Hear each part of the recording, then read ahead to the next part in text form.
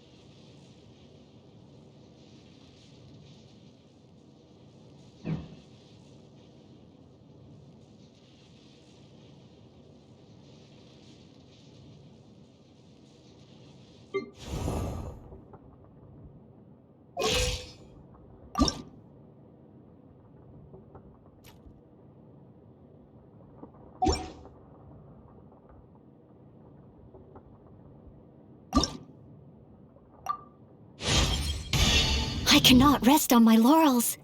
After all, I'm not even formally a knight yet. Until that day, I must work even harder.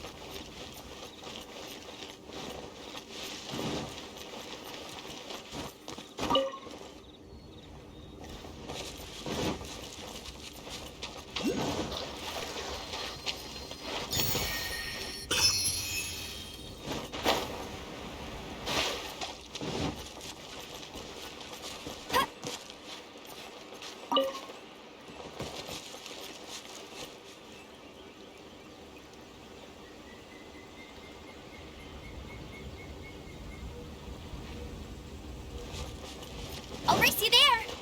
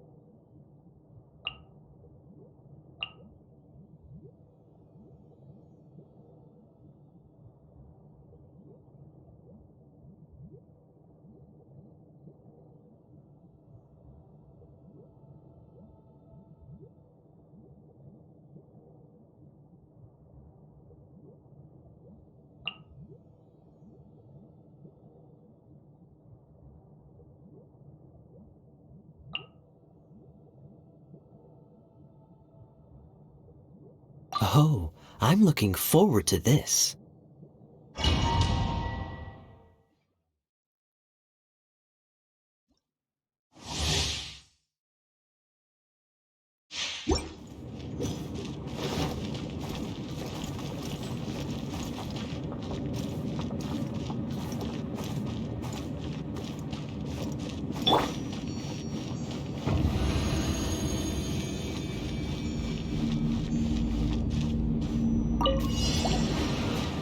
Let's dance. Cool it! Ah! This moment will be frozen in As one with wind and cloud.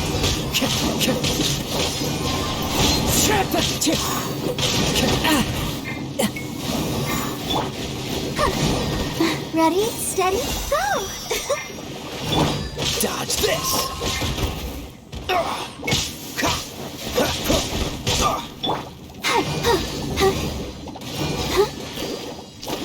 Cool it!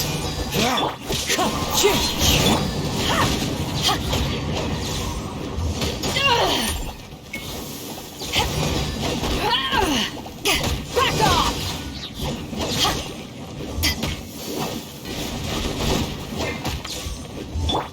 Dodge this!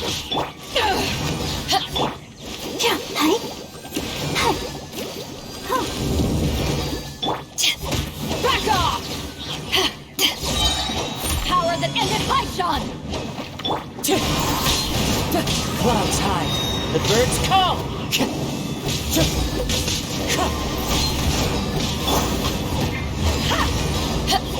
I'll protect us.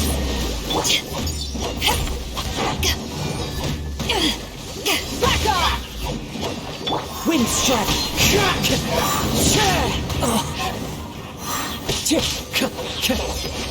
It's fine.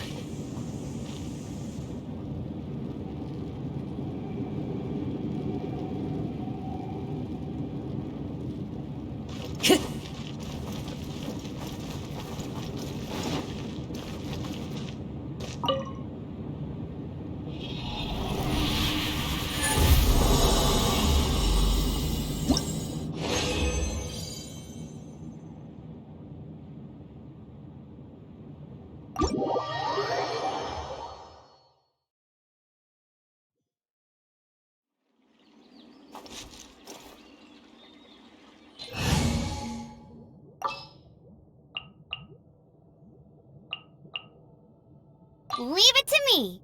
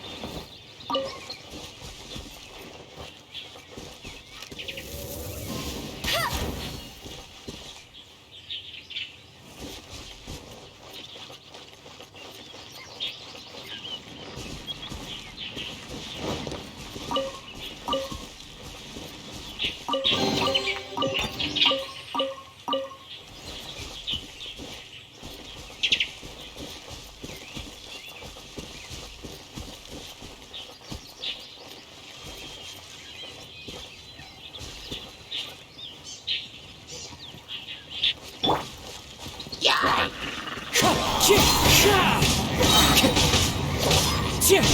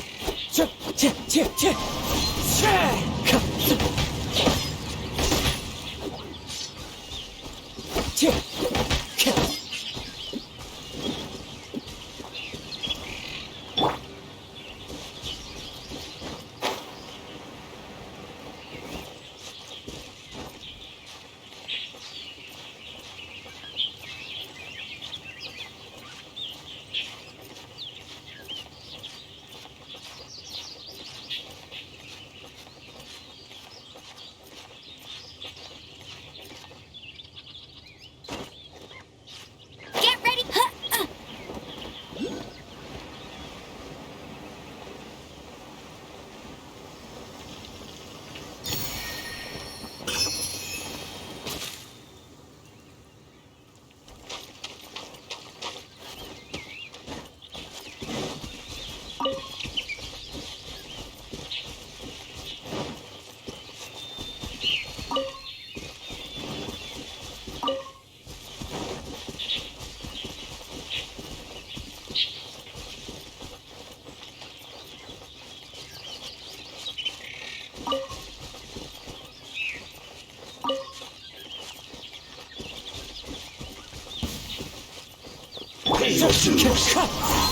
Fallen leaves, adorn my night!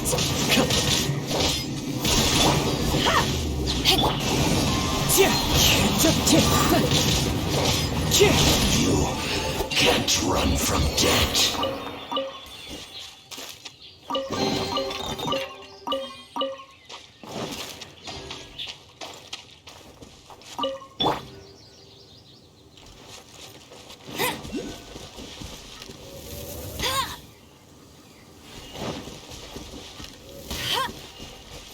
Bet you can't keep up with me!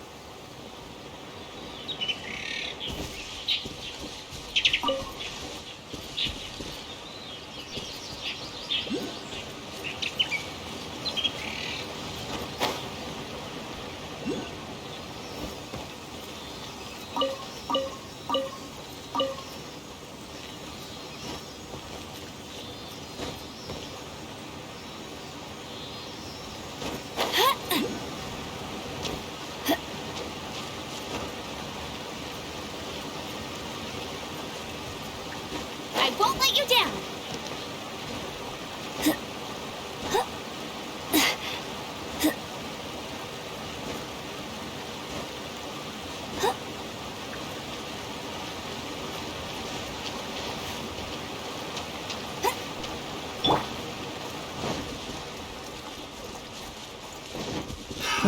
Another shot! That tingle? That tingle? As one with wind and cloud.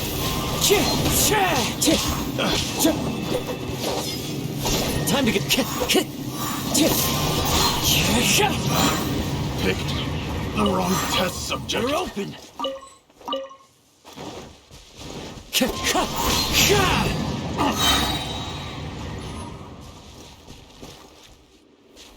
You're open.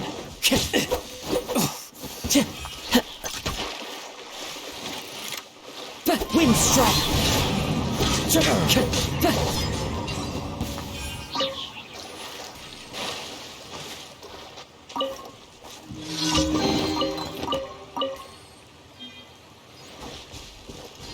Time to go.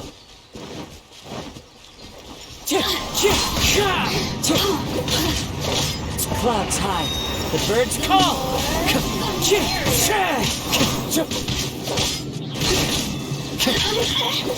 Look at me. Just once more.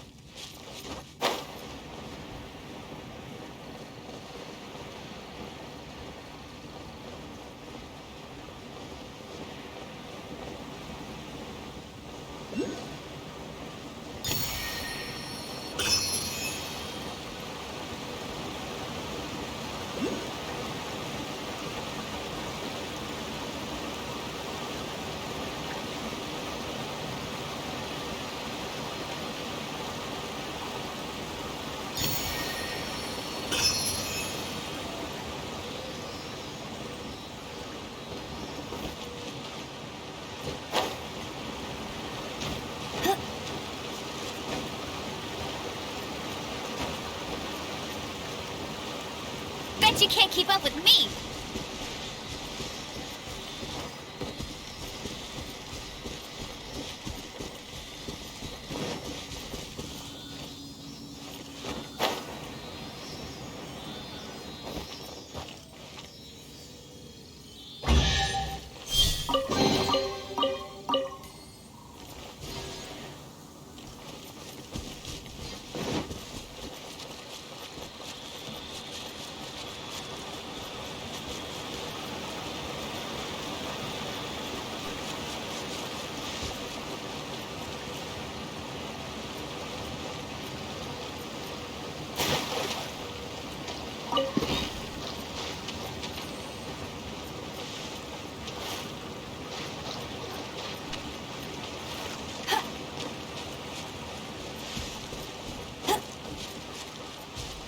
Get ready! I won't let you down!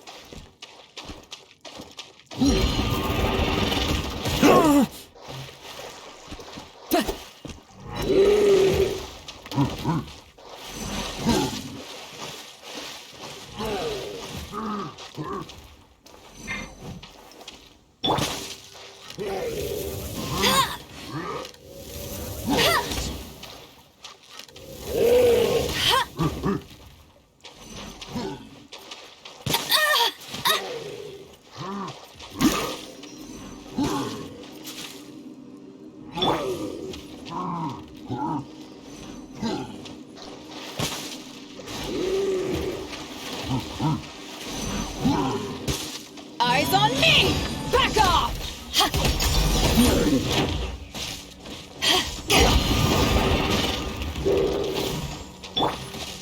Let it rain!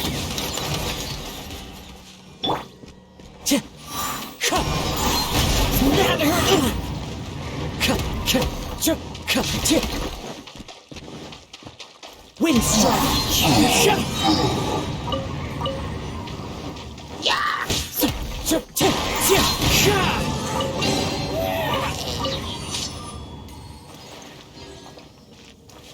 Time to go.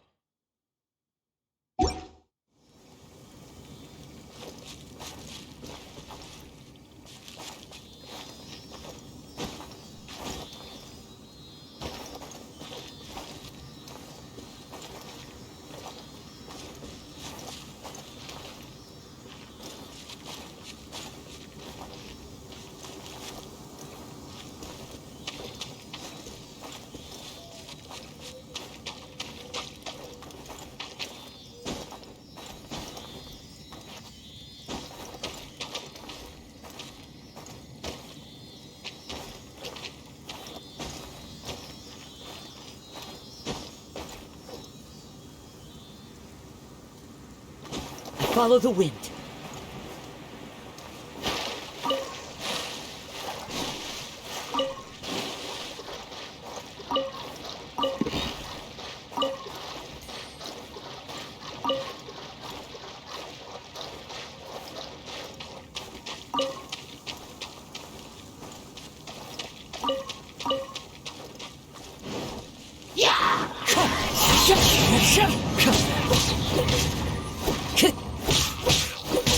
Wind strike.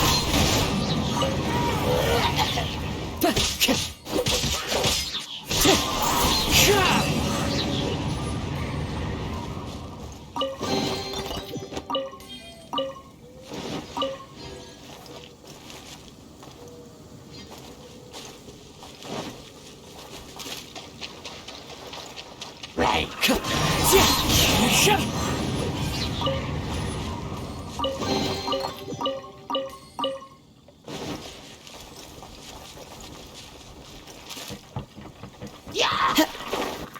Wind strike.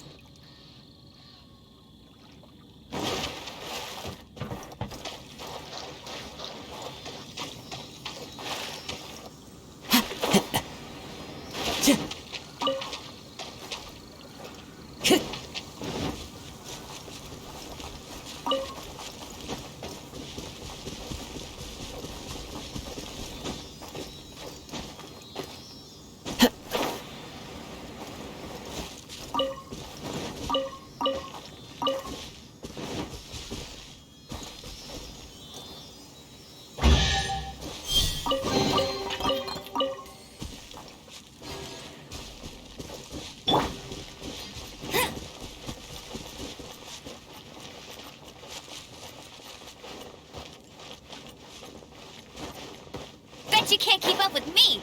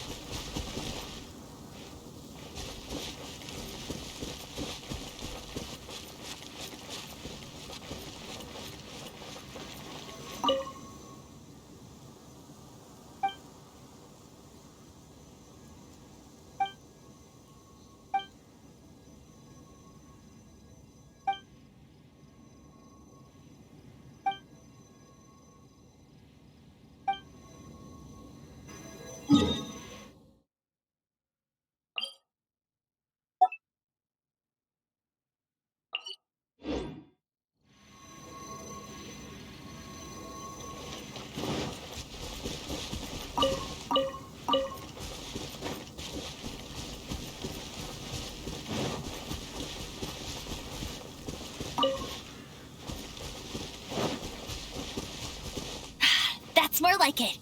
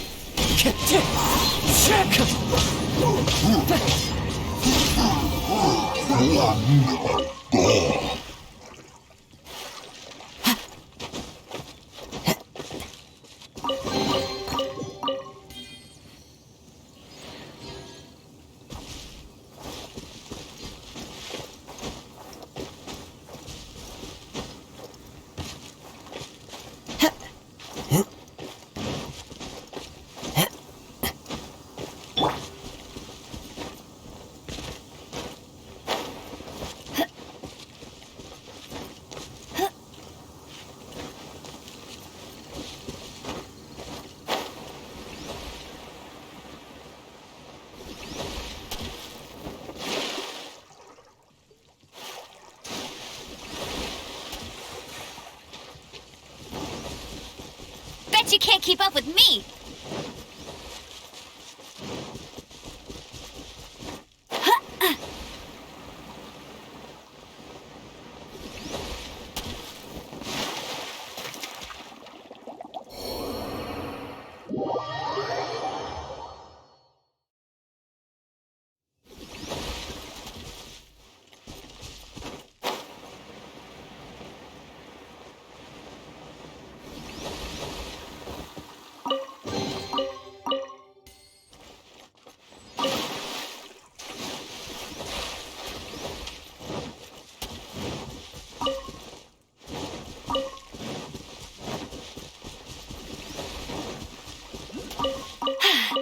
Told you I'd win.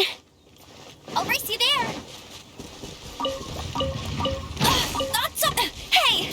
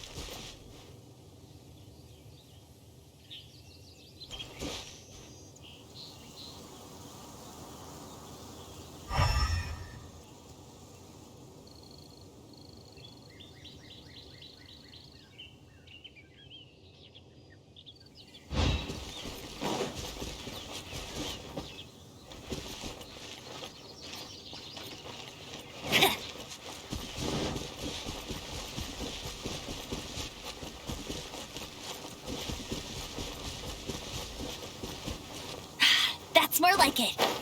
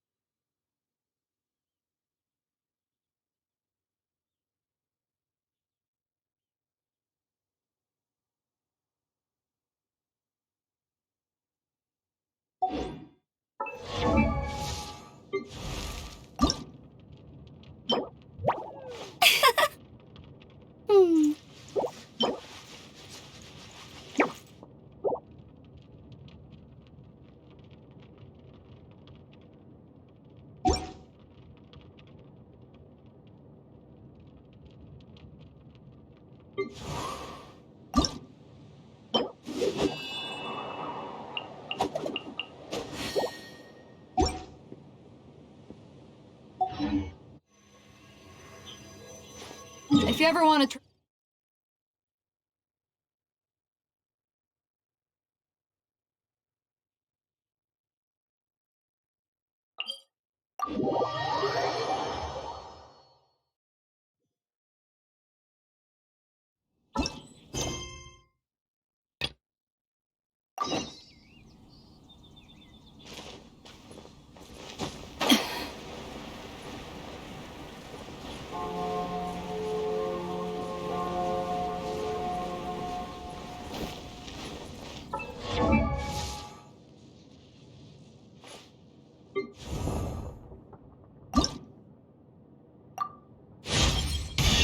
There's no style in...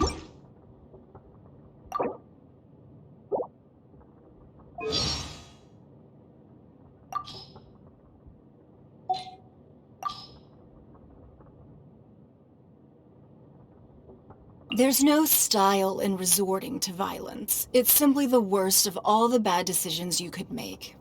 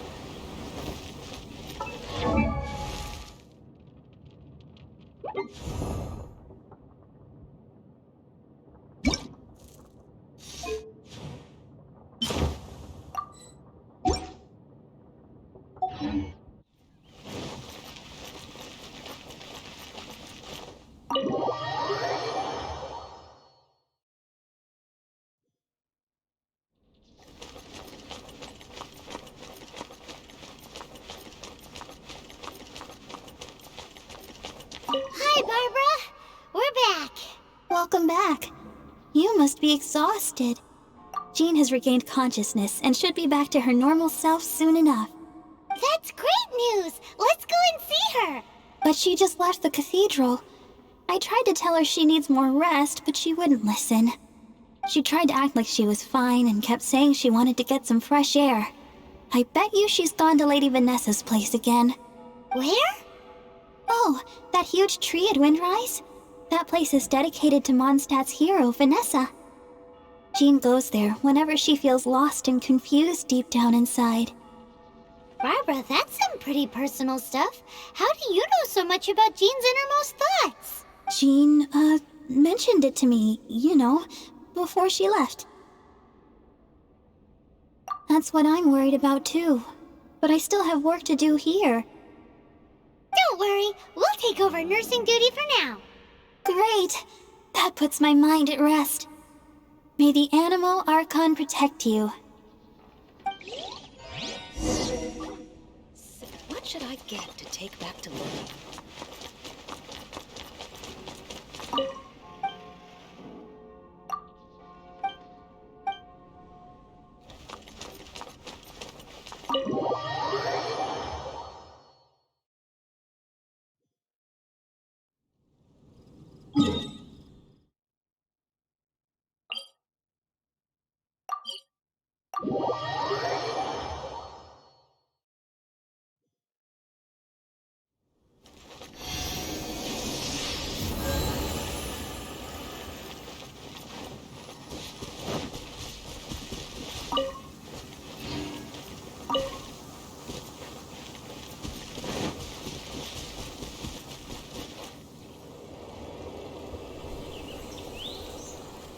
Lady Vanessa, I hope your watch over Mondstadt remains unclouded. I do not know if I, or the rest of the world, as you had hoped for, have become stronger. Huh?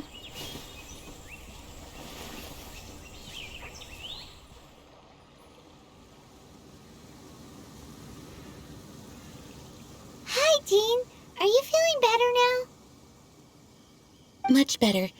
I was not expecting you to come here. Thank you for your concern. Are you sure? We saw you beneath the tree just now, leaning on your sword. It looked like you were struggling. Are you sure you aren't pushing yourself too hard? Oh, thank you. That means a lot to me. Hearing that boosts my spirits. But I must find a way to cope with minor setbacks like this on my own. Otherwise, how can I be the protector that Mondstadt needs me to be? The protector that Vanessa was. You truly revere Vanessa, huh? I do. Vanessa was the first Grandmaster, a kind yet formidable woman. I have always hoped to follow in her footsteps. As the Lionfang Knight, she courageously overthrew the oppressive ruling aristocracy of her time. Then, she founded the Knights of Favonius and became known as the Dandelion Knight, spreading grace and compassion throughout the land. Dandelion Knight? Isn't that your title? Actually, all of the Knights of Favonius Masters throughout the ages have inherited the title of Dandelion Knight or Lionfang Knight. Oh, that makes sense now. You too want to be as gentle as the Dandelion Knight, and yet as fierce as the Lionfang Knight. Yes, I know it sounds like a huge honor inheriting both these titles from Vanessa, but I see it more as a huge responsibility. After all, it is a lot to live up to.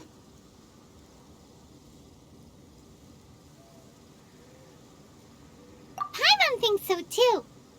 Huh? Jean? Who's there? Caught red-handed. Finally, an opportunity comes to get rid of the Master in a moment of weakness. And then you two show up and ruin everything. How did they know about Jean's condition? Choosing this moment to strike is a low blow, even for this lot. As long as my name is the Dandelion Knight, I swear I shall not be defeated by such despicable means. Since this opportunity has slipped away, I shall now be Stop!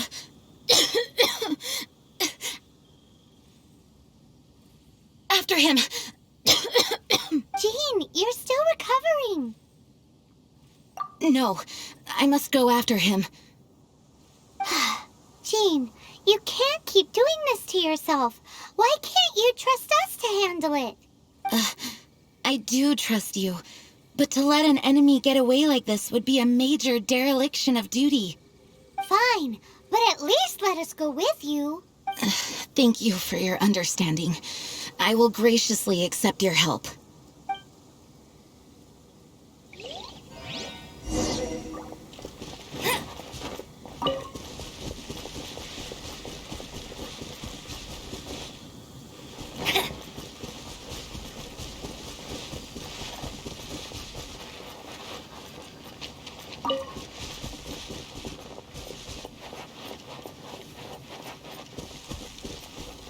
I'll race you there.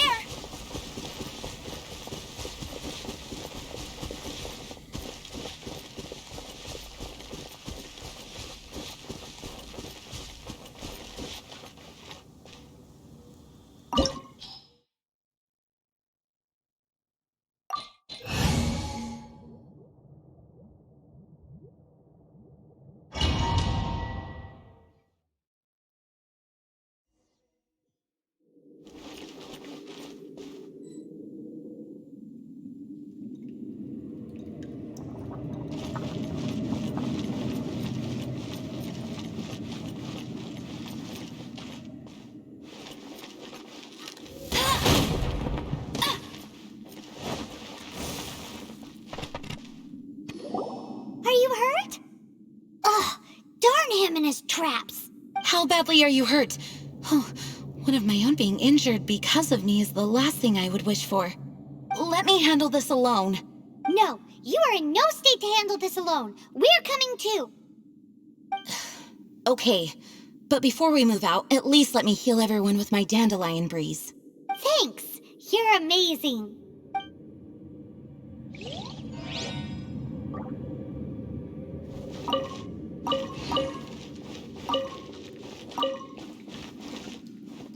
Wind, hear me.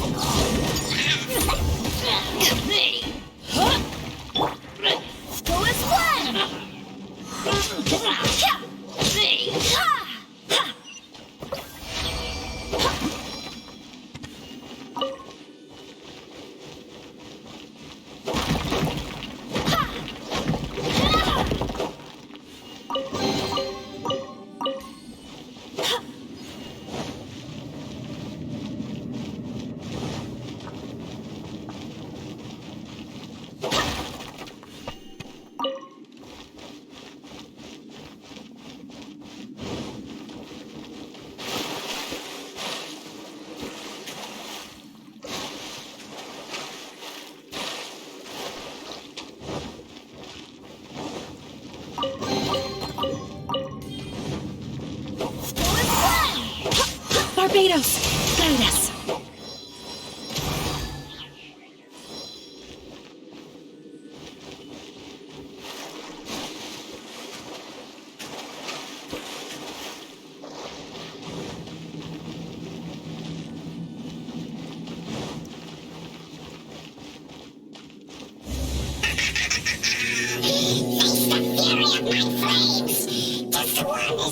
To reignite the fiery fury of the rest.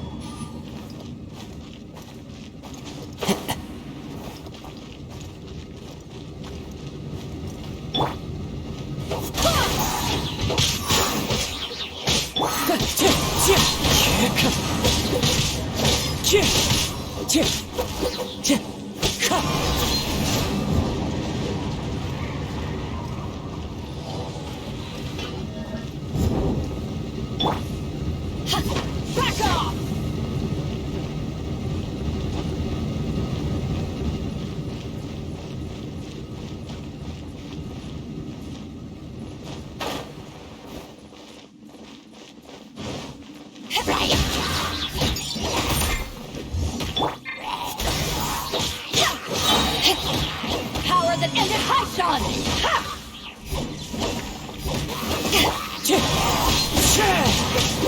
Clouds high. The birds call.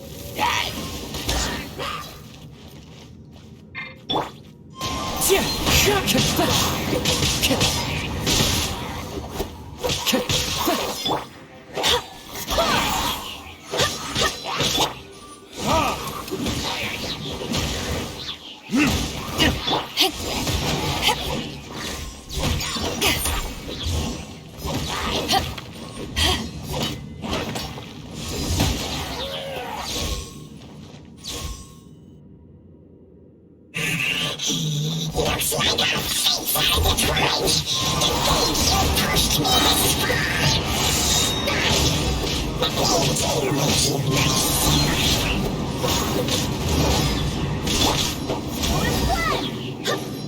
Wind, hear me.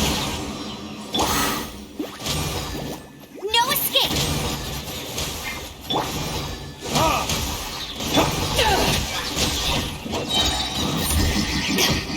To ashes!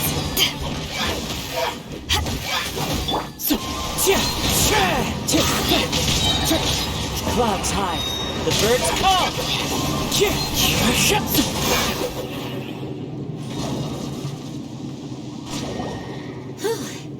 Thanks to Barbara's help, my condition is better than I thought.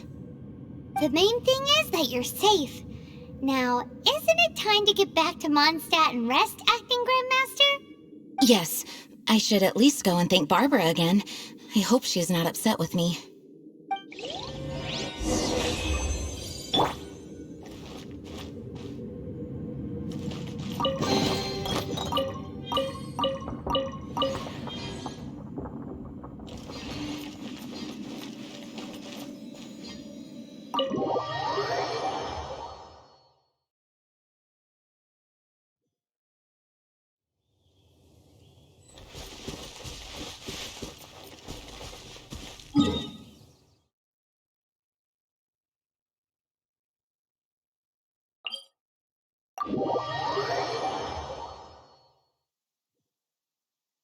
It's raining again. This will hinder our...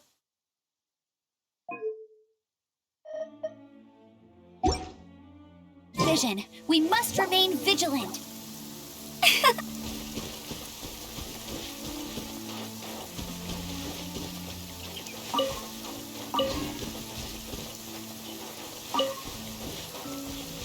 the survival expert of the Adventurers Guild. Nice to meet you.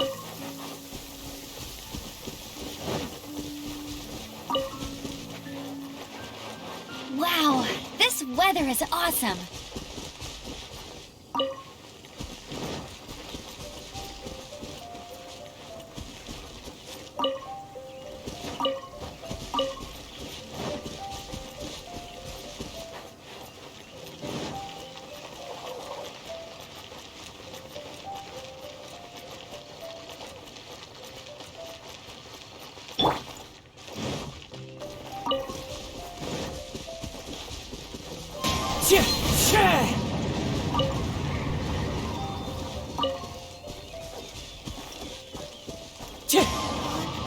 Where is it? Time to go.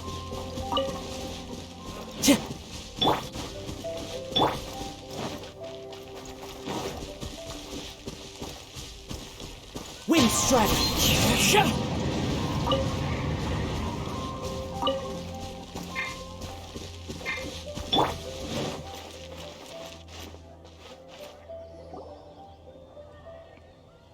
Master, you finally returned. The Animo Archon protects you. Swan, were you waiting for me? Has something happened? Yes, at the Angel's Share. Don't worry, it's nothing big, but... okay, I know I said it's nothing big, but... Alright, how can I put this? They just really need the Acting Grand Master. Huh? Well, if you say so, Swan, I will go. I should not let the other knights down. It's fine. Now that I have had the chance to stretch my legs, I feel much better. Oh, great. Thank you so much. You really saved me on this one. For goodness sake, what is happening to the world? Swan used to be the most honest fellow. Now he's dumping things onto Jean. Well, Swan was clearly agitated. Maybe it is an emergency after all. Let's go and see what this is all about, shall we?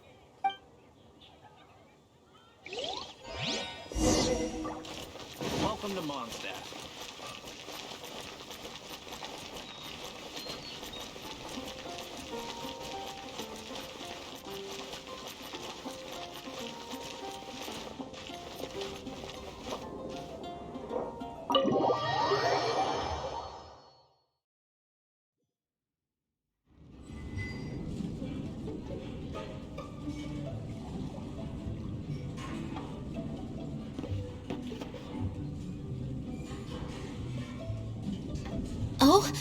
What's all this? It's a thank you party for you! A thank you party? Jean, when we heard the news about your illness, we were all so worried about you. We can only imagine how much pressure you must be under as acting Grand Master, and you do so— We thought that since you so rarely take any time off, we'd take this chance to throw you a party. After all, you'll never let us do this once you're back at work. Jean? Huh? Is this Jean when she's shy? I've never seen her like this. It's easy to forget that outside of work, Jean is just a normal person, like anyone else. This is just all such a surprise. Thank you, everyone. This really means so much to me. Well, it's nothing compared to the amount of work you do for all of us, day in and day out. But there are so many things I still need to do. Fear not. We wanted to make sure you could relax and enjoy yourself. So while you were away, we all pitched in and finished off your work for you. Every last task. Did you really? Even the issue with the food deliveries? It was no different from what we see on patrol. A couple of hilly churls. Didn't take much to get rid of them. And the tax returns? I spent so much time doing library admin. A few more pieces of paper to deal with was really nothing to worry about. Well, what about Margaret's missing cat? Are you kidding me? That rascally prince was apprehended by the brilliant honorary knight. And Enough already. No more thinking about work today. Enjoy yourself while you've got the chance. It is my honor to work alongside you all. Praise be for the Animo Archon's guidance. Speaking of work, it must have been hard work to put all this together. Where did you find the time? Actually, our friend here was the key organizer behind all of this. See all of this food and drink? He made sure it all arrived on time. Not only that, but he cooked each one of these beautiful dishes himself. So relax already. There's no need to be so modest. Of course, we also have Master Diluc to thank for the venue. Despite my initial reluctance to sponsor a Knights of Favonius event in any way, I, like any other citizen of Mondstadt, owe Jean my gratitude for her hard work. Oh, Master Diluc, all right. Jean's supposed to be taking it easy. Stop crowding her. Agreed. Now, let the party begin!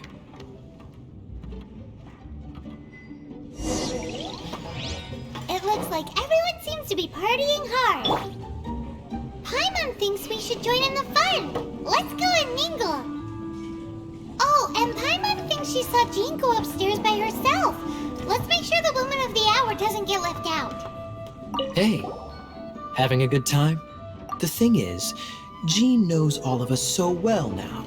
When someone organizes a surprise party for you, the closer you are to them, the more bashful you tend to feel about the whole thing. So instead, we just gave you all the credit. After— Of course! This party was clearly Kaya's idea. Shy Kaya? This is gold. You think so? So you admit it! I'm only indulging you since it's such a special day today.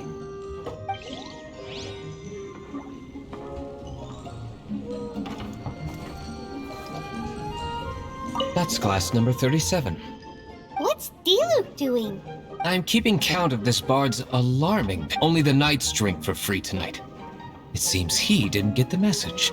When he sobers up, I will present him with the bill. Diluc, you're a meanie. I'm joking, of course.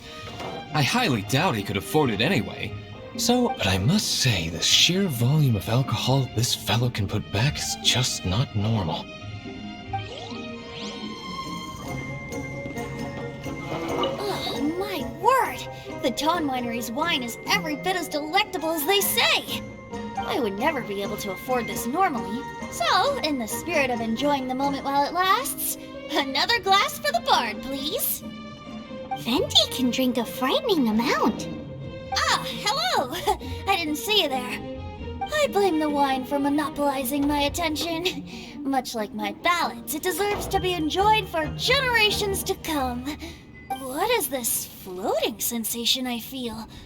Have I discovered the true meaning of animal power? That would be the drink talking. I hereby declare that every son and daughter of the City of the Wind must be compelled to taste this finest of wines. Here's to good wine!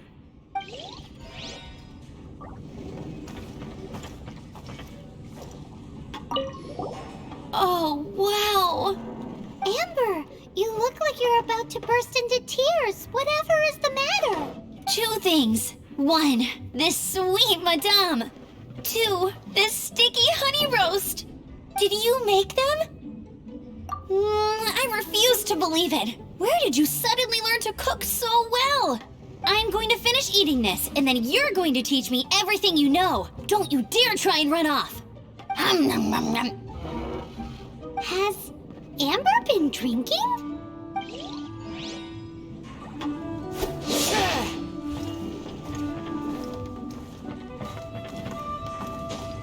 Leaving the hustle and bustle of the banquet behind them, the two of them stood there, together, in the quiet of the night, while the rest of the world melted away around them.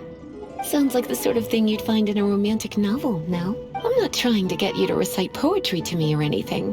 I'm just saying, Jean went upstairs to the balcony, alone. Now's your chance.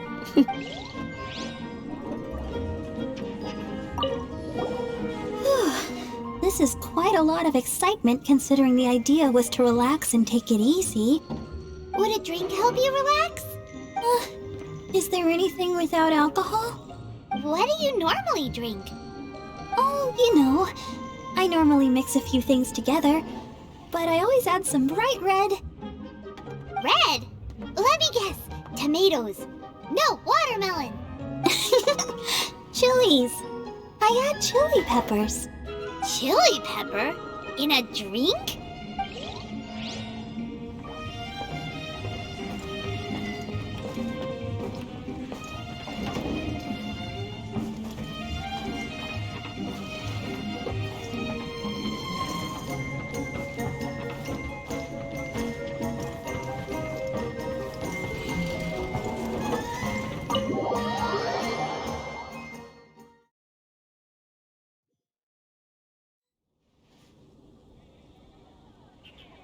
Oh, it is you. Yes, I am just getting some air. Uh-oh. It seems like something's bothering Jean. I want to thank you again. Either way, it is good to be here together with everyone. It has lifted my spirits. And it has taught me something. What's that? I am definitely more of a Dandelion Knight than a Lionfang Knight. The Lionfang Knight represents Vanessa's past, a past in which she fought hard for Mondstadt. But it was the Dandelion Knight that represented her hopes for the future, a future belonging to the newly formed Knights of Favonius. I do believe that Vanessa watches over us, whether from high up above or from the wind all around us. Let the wind lead. The winds of freedom will guide us along the path that lies ahead. I hope you will continue to join us on that path.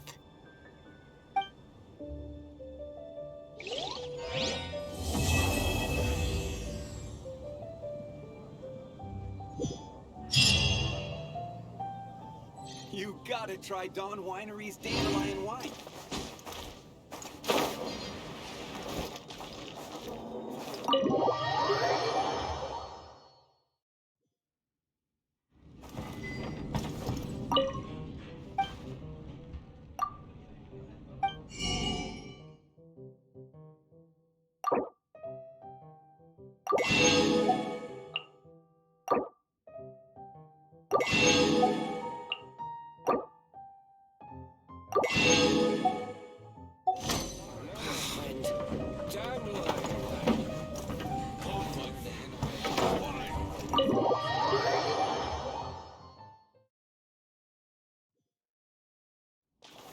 Time to go.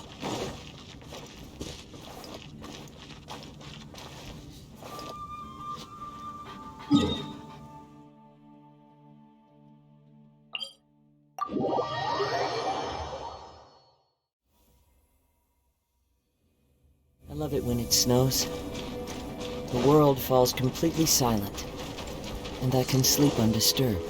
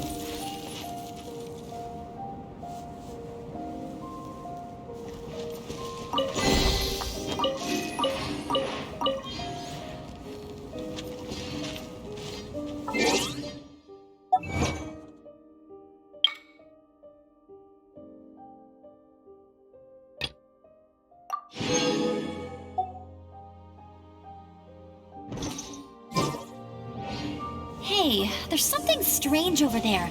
Come on, let's take a look.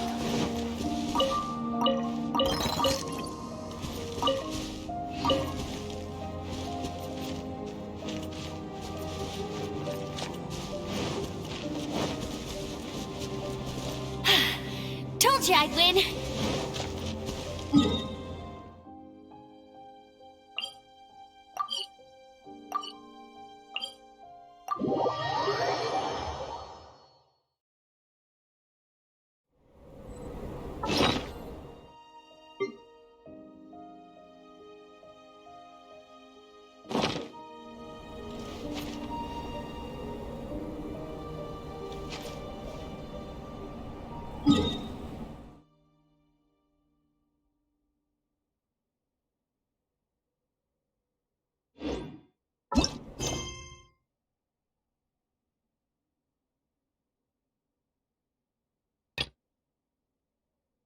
I feel like running.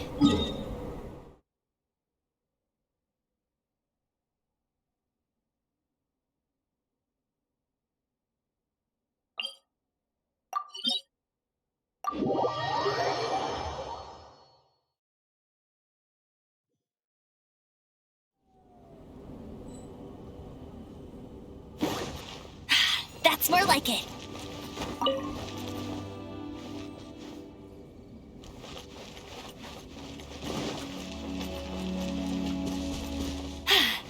Told you I'd win.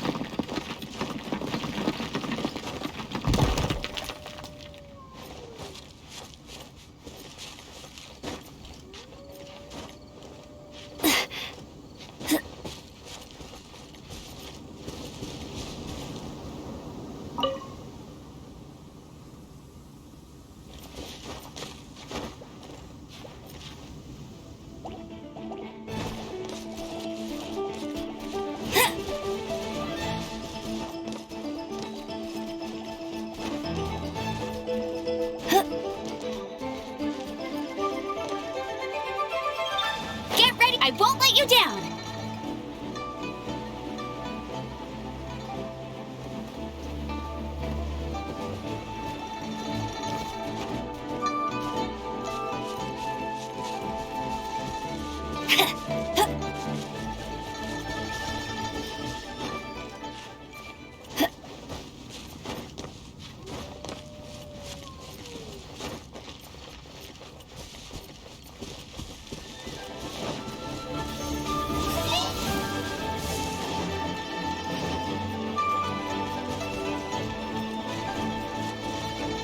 That's more like it.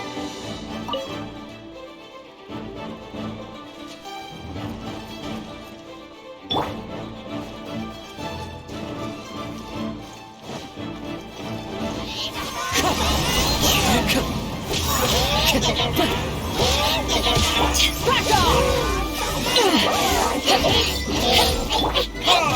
Time for retribution! Time to get back! Wind strike! Fallen leaves, adorn my night!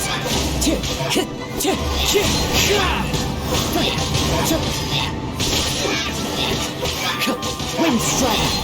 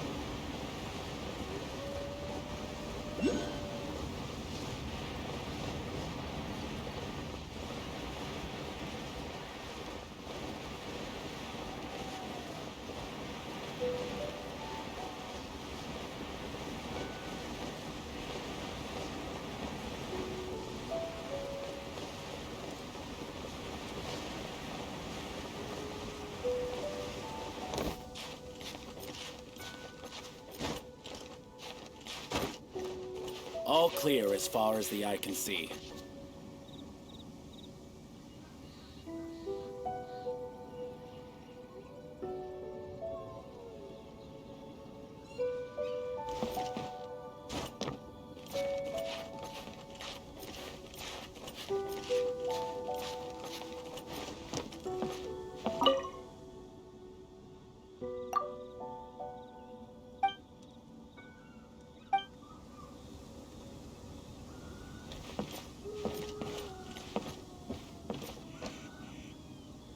All clear as far as the eye can see.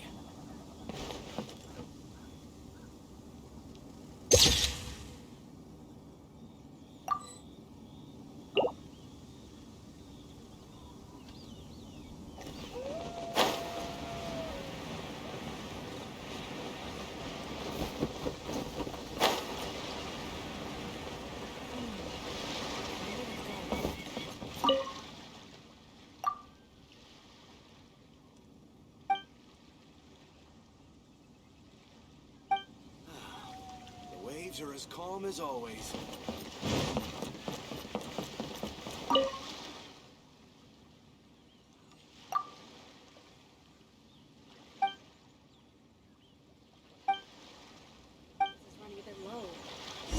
Ahoy there, mateys!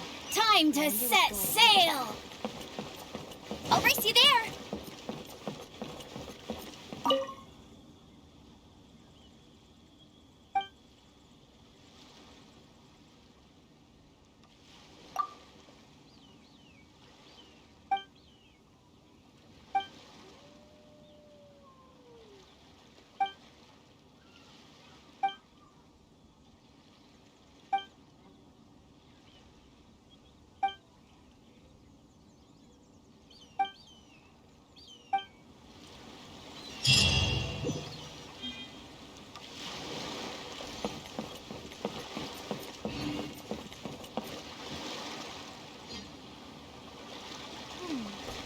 What in the world do those symbols really mean?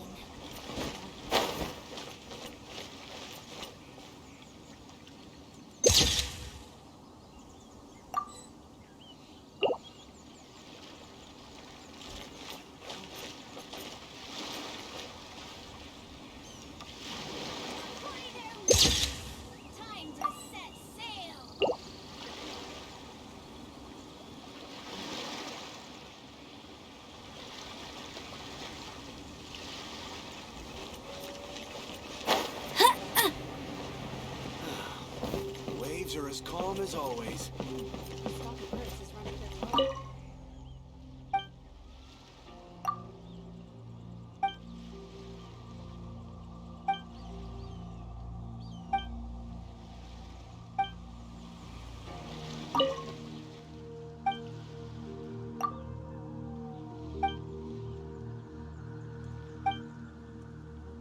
As always.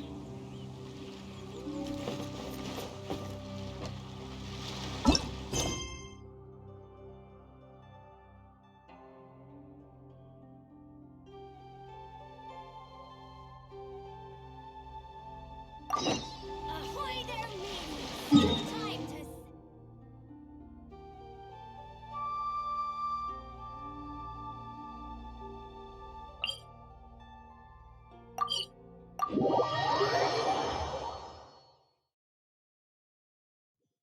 Oh, this seems to be Wang Shu Inn! Come back.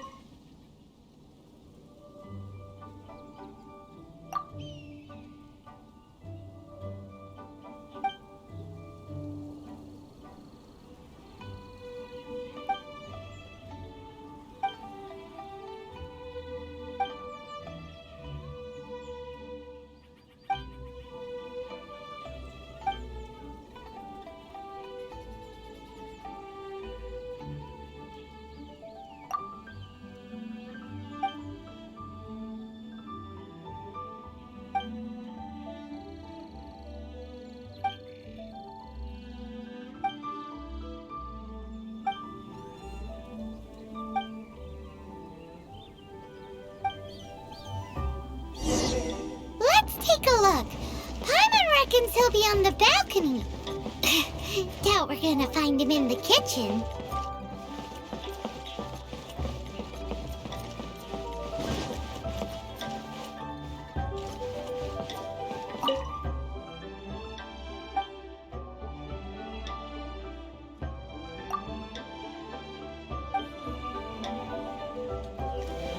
Howdy. Please.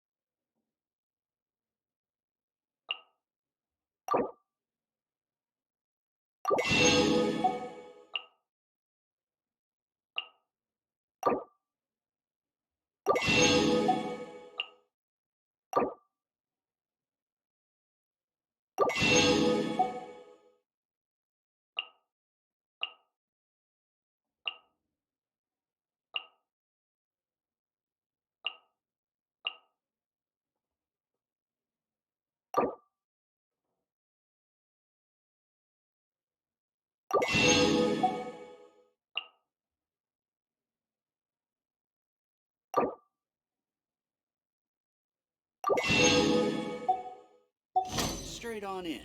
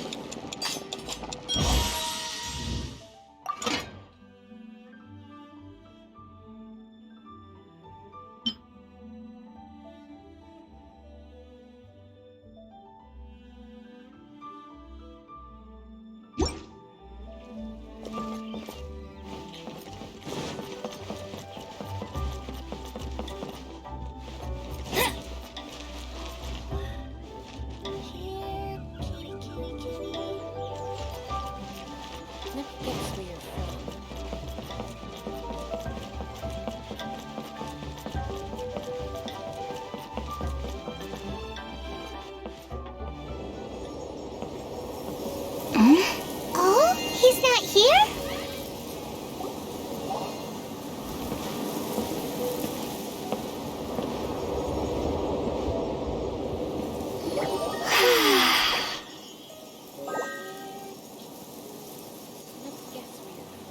To the blind, everything may not be as it appears.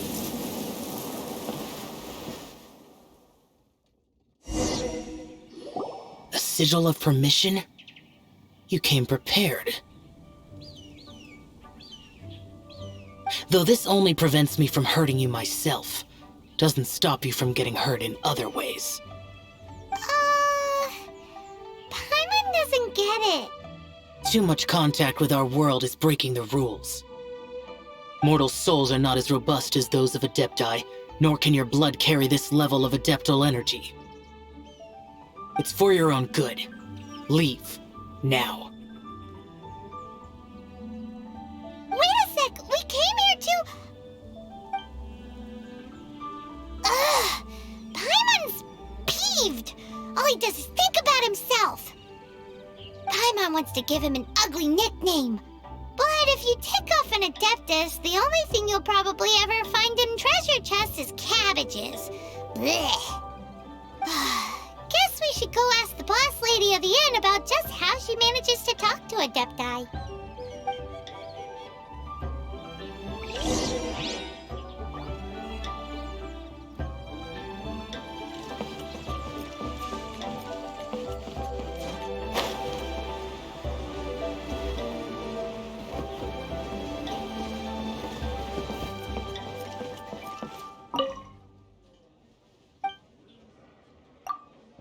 Oh, you've already met Xiao. Not bad. Not often he's in a good enough mood to agree to see people. That good mood? Oh yes, the Adepti are very hard to come by. Many people go their whole lives praying to them, never once actually getting to see one. When the Geo Archon built Liyue, he borrowed power from the Adepti. But most of them only know how to protect Liyue by fighting.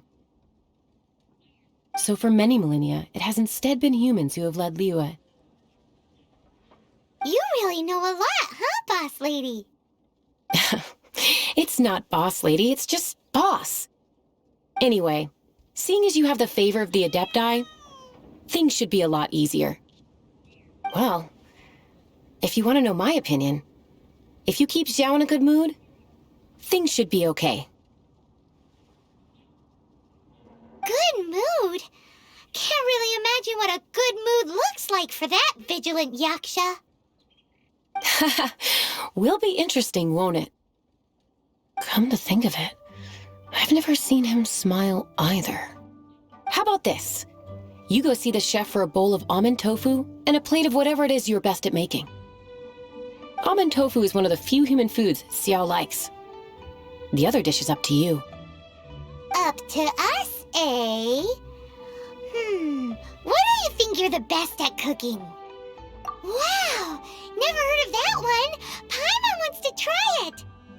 But if we're gonna be cooking for an Adeptus, perhaps a satisfying salad would be the safer choice.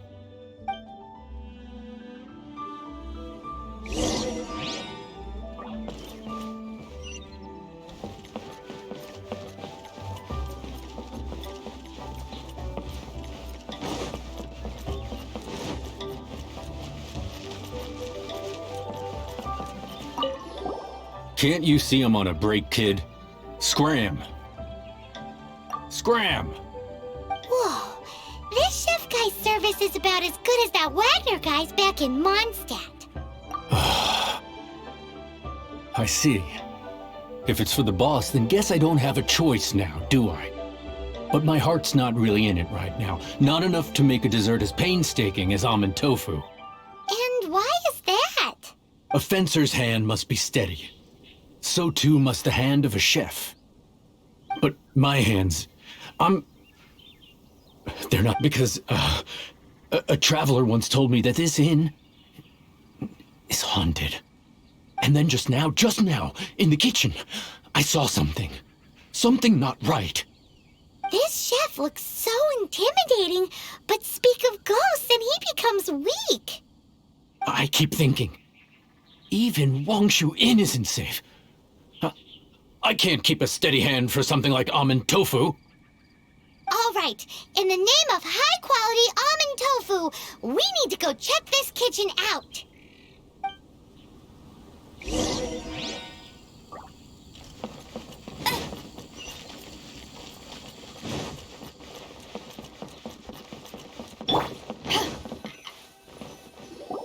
Doesn't seem to be anything.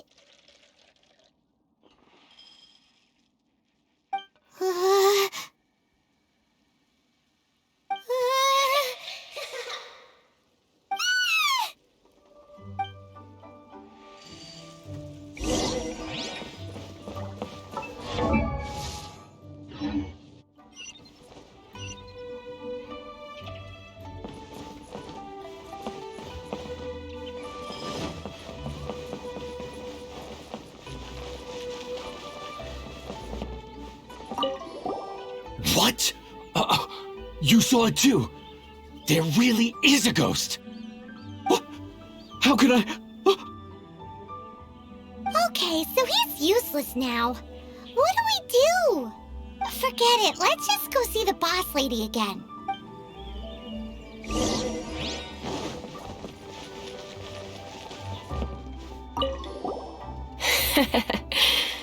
Scared of something so insignificant.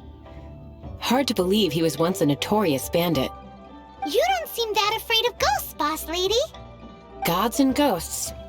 I've seen it all before. Come to think of it, others don't seem to know there's an Adeptus here at the inn except for the boss lady. Shh! Say any more and you'll be divulging my little secret. Right. Best you two be off. Go see to it that that little ghost doesn't go scaring anybody else. Not that I'm ordering you around. It's like the Adeptus said. Mortal souls are not as robust as those of the Adepti.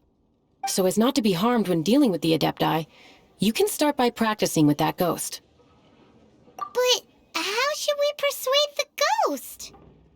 There is a calligraphy painting in the inn known as the Witness Sigil. It's been in circulation for over 1,000 years. Go take a look at it. Once you have, look for a place outside where you can see the exact same Witness Sigil formation.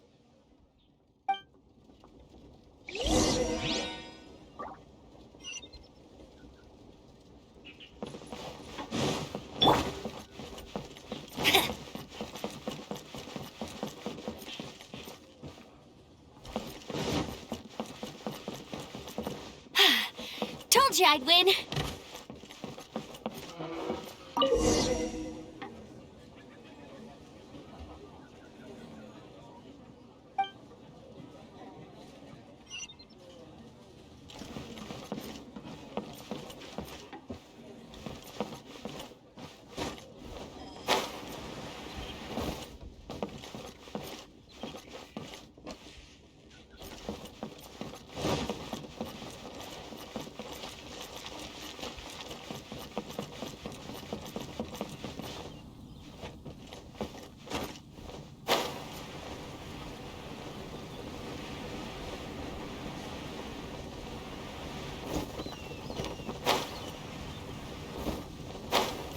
For the gliding champion of Mondstadt.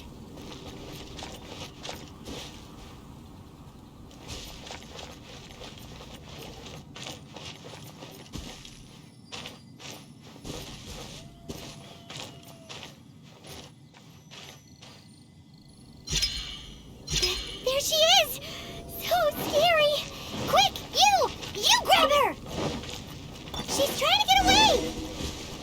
We have to follow her! It's as the boss lady said, she won't disappear like last time.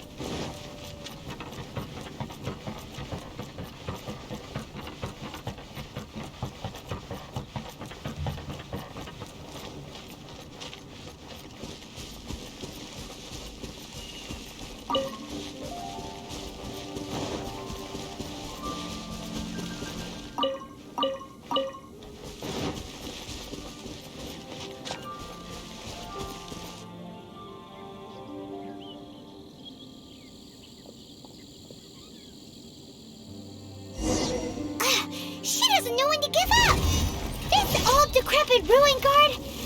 Surely it's not possessed. No one escapes my sights.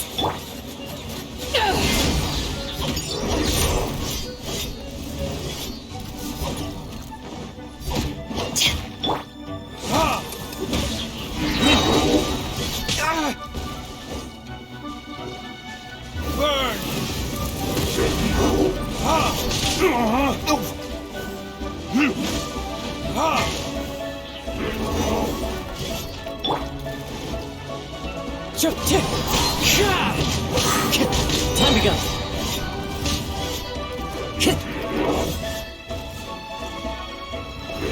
Time to go. Clouds high. The birds call. Wind strider.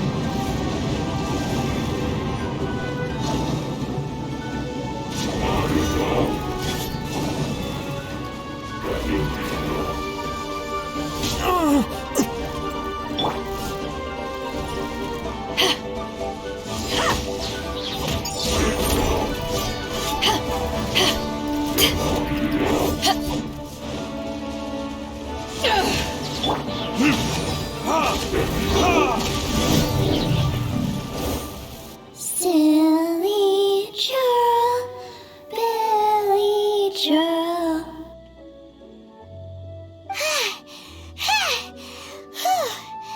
Finally caught you. Paimon's pooped. Silly Billy, Billy churl. Haunting things isn't nice. Little girl, are you listening? Chilly churl, frilly churl. Now listen here, young lady. Okay. Dusky Ming won't tease the travelers at the inn anymore. Next time, you can come play with Dusky Ming. If you don't come and play, Dusky Ming will come find you.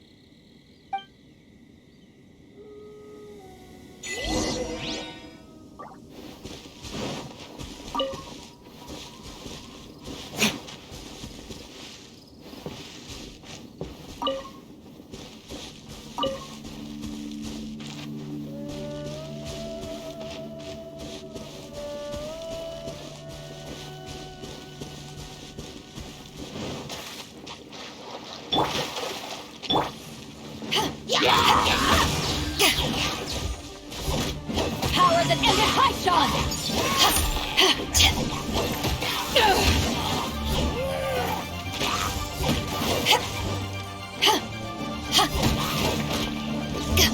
Back off!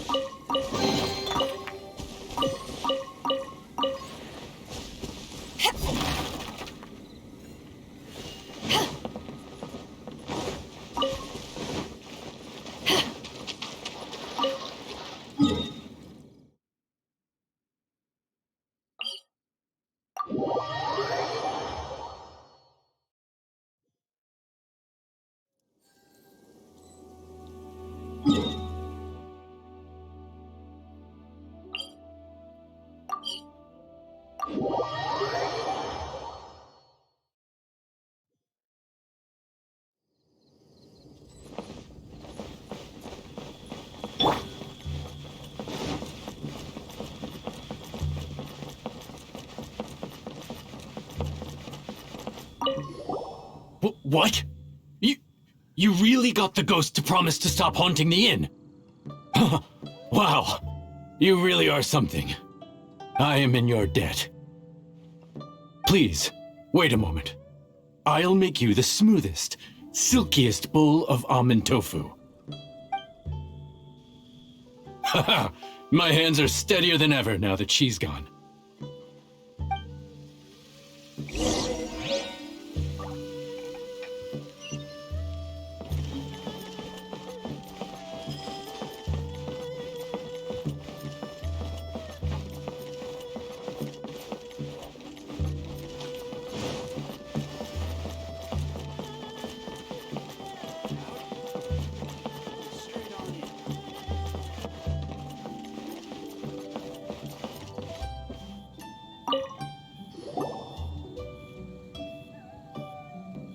You two, again. Wait, don't go disappearing again! What's this? It's your favorite almond tofu, as well as this distant traveler's best dish, a satisfying salad. Quick, tell him everything before he finishes eating. Rex Lapis. How could this be? I can't imagine it. Though times have changed, I've never imagined a Liyue without him. The ruling Qixing. Just what role have they played in this? I will seek Mooncarver, Mountain Shaper, and Cloud Retainer. It is time they too made their decisions. Adepti do not turn on their responsibilities.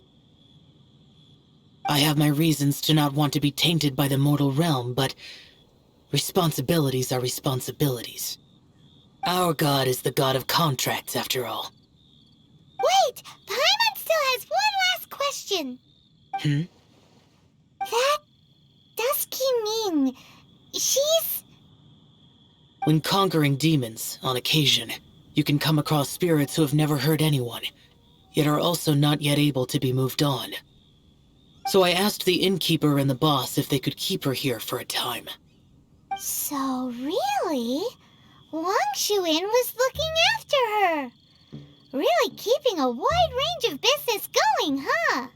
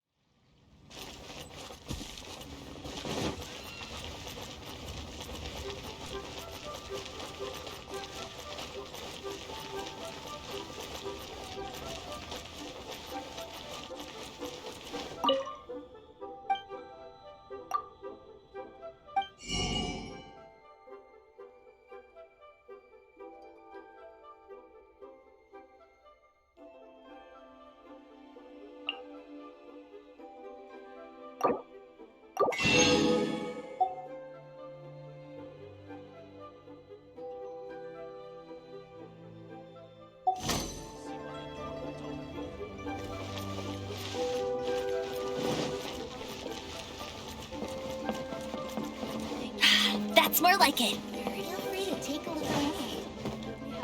What should I put in my letter?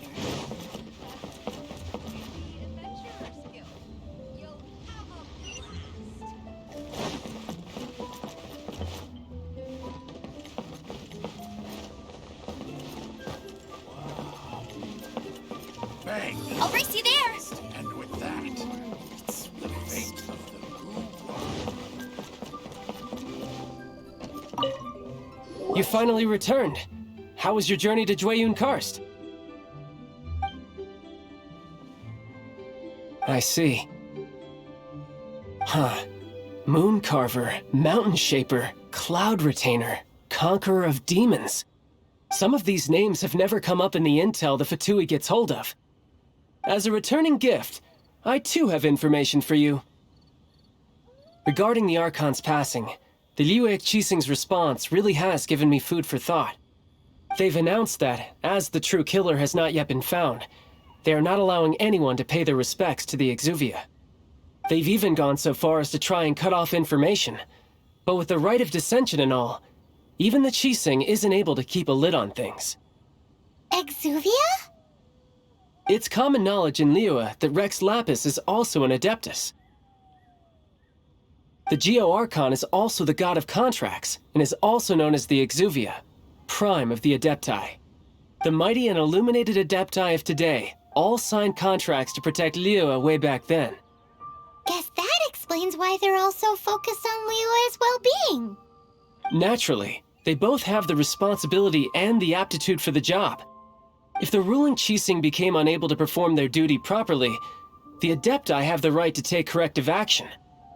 The Geo Archon's spirit has risen, so why would the Qixing hide his vessel? Truly suspicious. Oh, right! He's the whole reason we came here! If the Liyue Qixing has locked up Exuvia and won't let anyone near, then our quest to find the Seven is already over. Oh? You're trying to find the Seven? And just why might that be, pray tell? Nice answer. A knight that gets duped by the Fatui would really be no knight at all now, would they? But I can help you with that too, you know. Really? Give me some time. Time to find someone. Someone who can help you break through this stalemate. Truly fascinating. The harder they try to silence the situation, the greater the chaos that erupts. If you want to be around to see it all come crashing down, best you stay alive until we next meet, yes?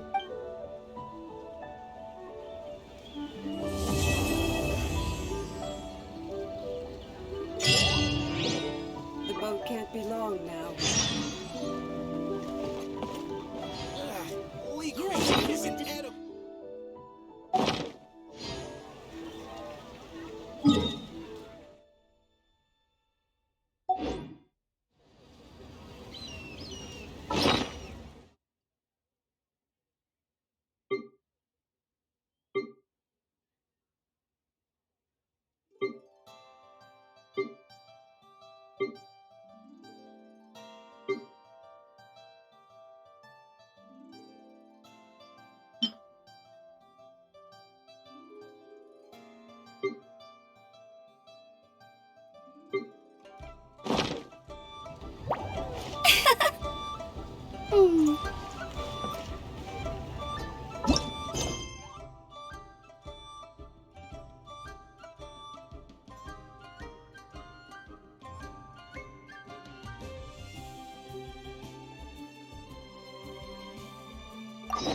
Jean will be upset if she catches us lazing around like this.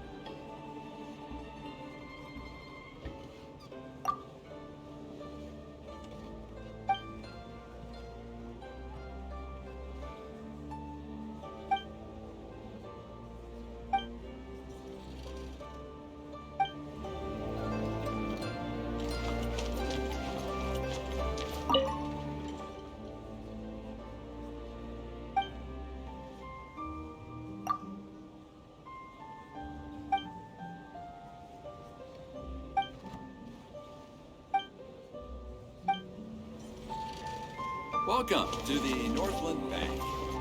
You'll find tea.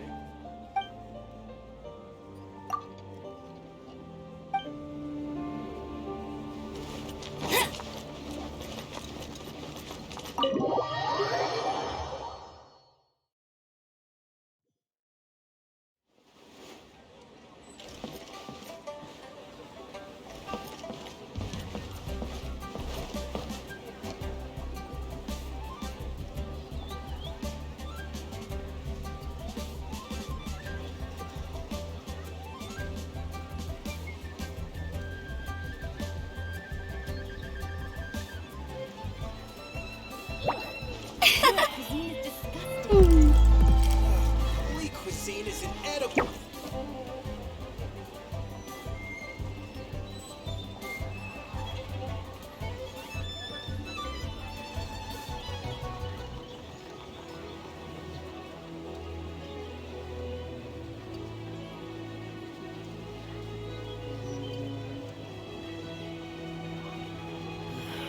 Hey, there's something strange over there. Come on, let's take a look. Holy cuisine is inedible.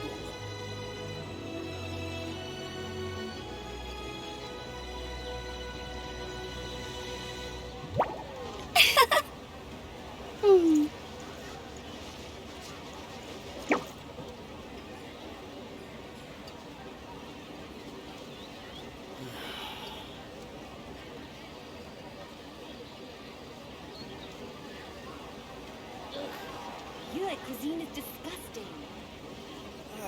Holy cuisine is inedible. I feel like running.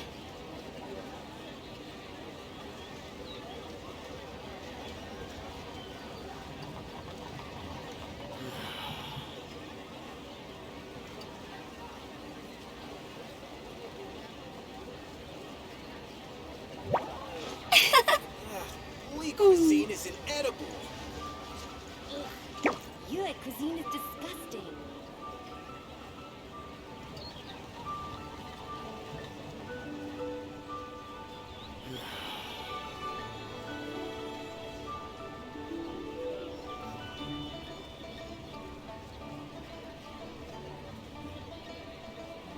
Jean will be upset if she catches us lazing around like this.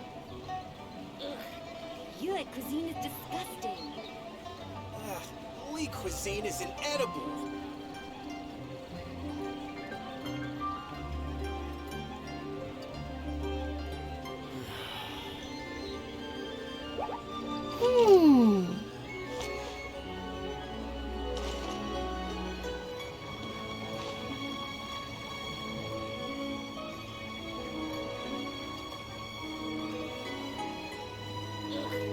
Your cuisine is disgusting. Holy cuisine is inedible. Hey, there's something strange over there. Come on, let's take a look.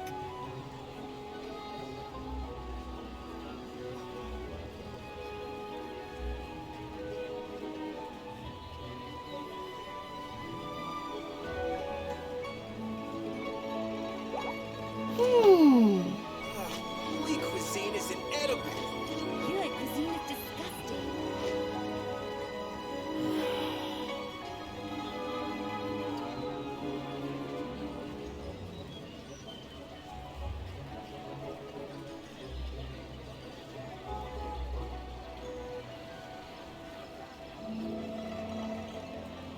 Jean will be upset if she catches us lazing around like this. Your cuisine is disgusting. Holy cuisine is inedible.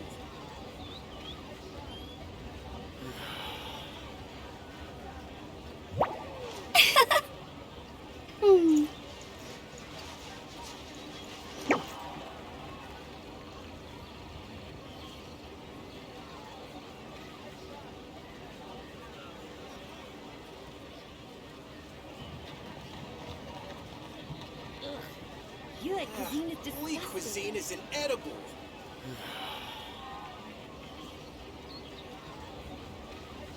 I feel like running.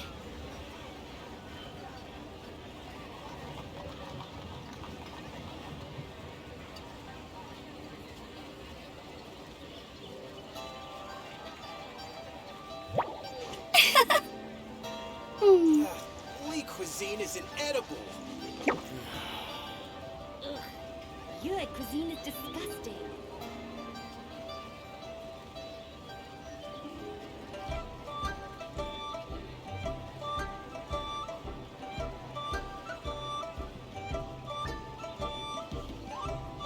Hey, there's something strange over there. Come on, let's take a look. Holy cuisine is inedible. Your cuisine is disgusting.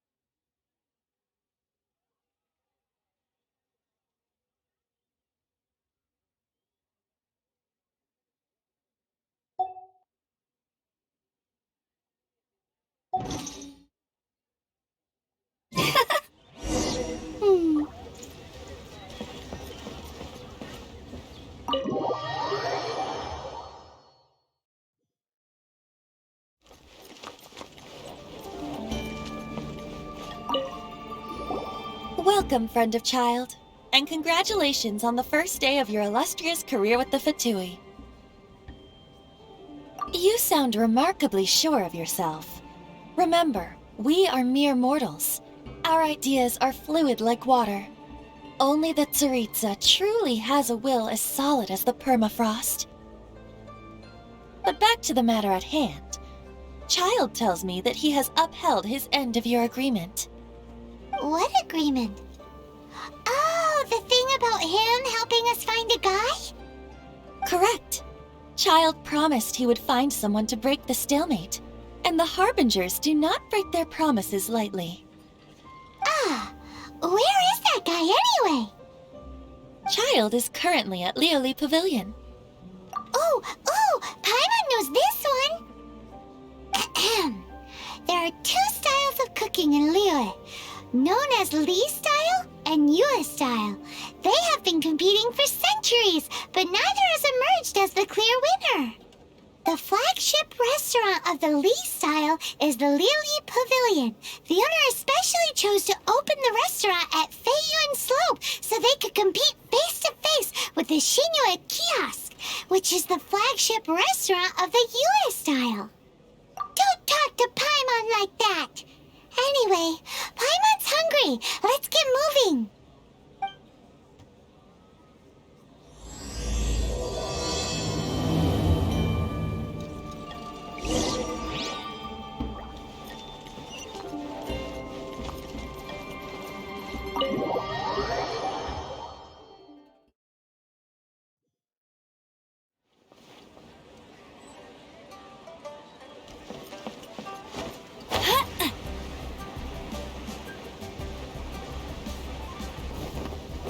I won't let you down.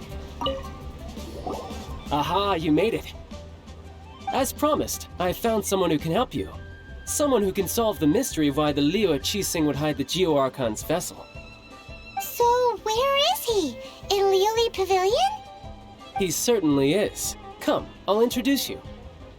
I took the liberty of setting up a business dinner, as per the Liyue custom.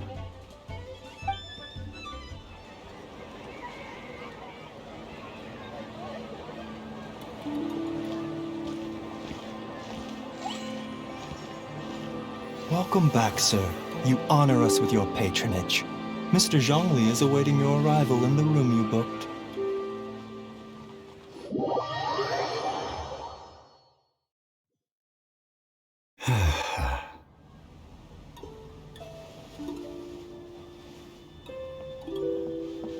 Hi.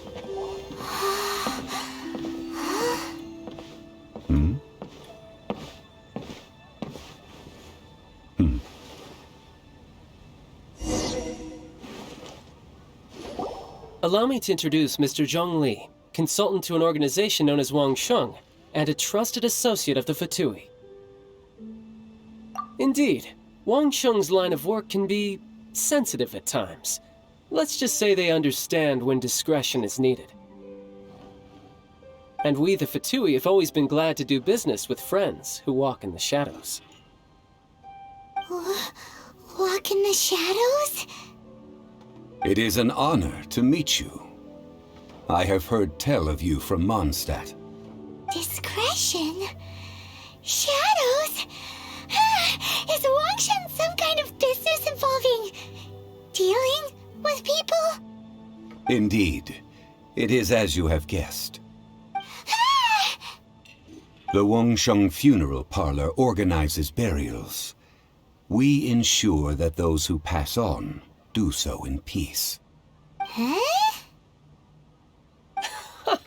Did you think he was some sort of hired killer?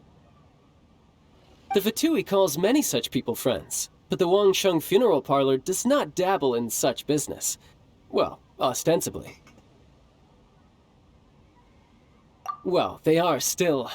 I shouldn't say too much. In any case, I brought you to meet Mr. Zhongli because...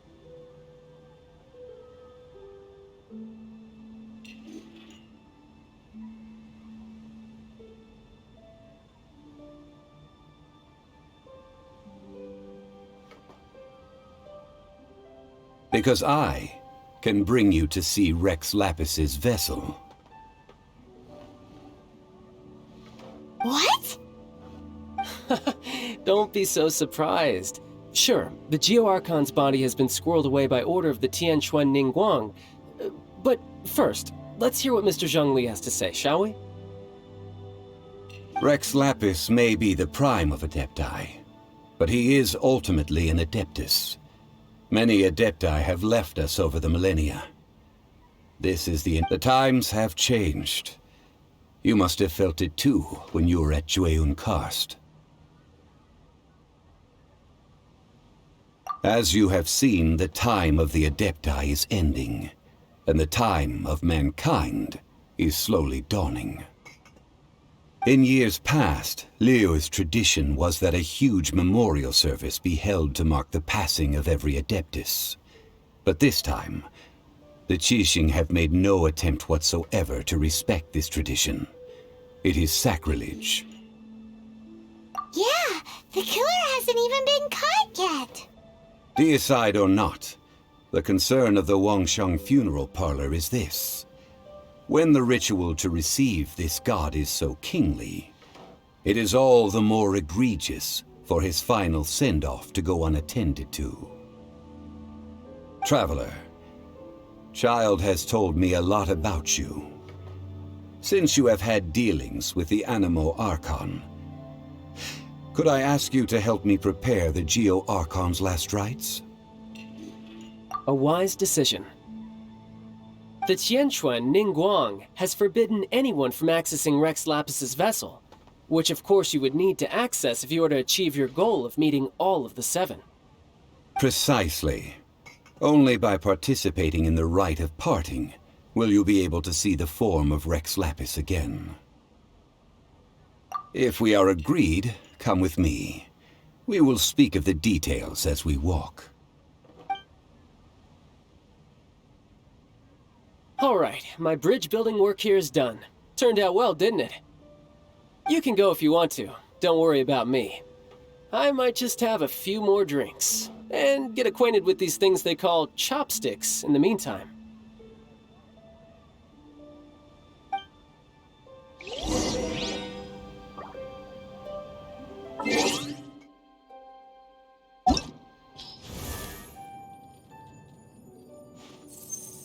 A blade embraces its duty, as a jeweler cherishes their gems.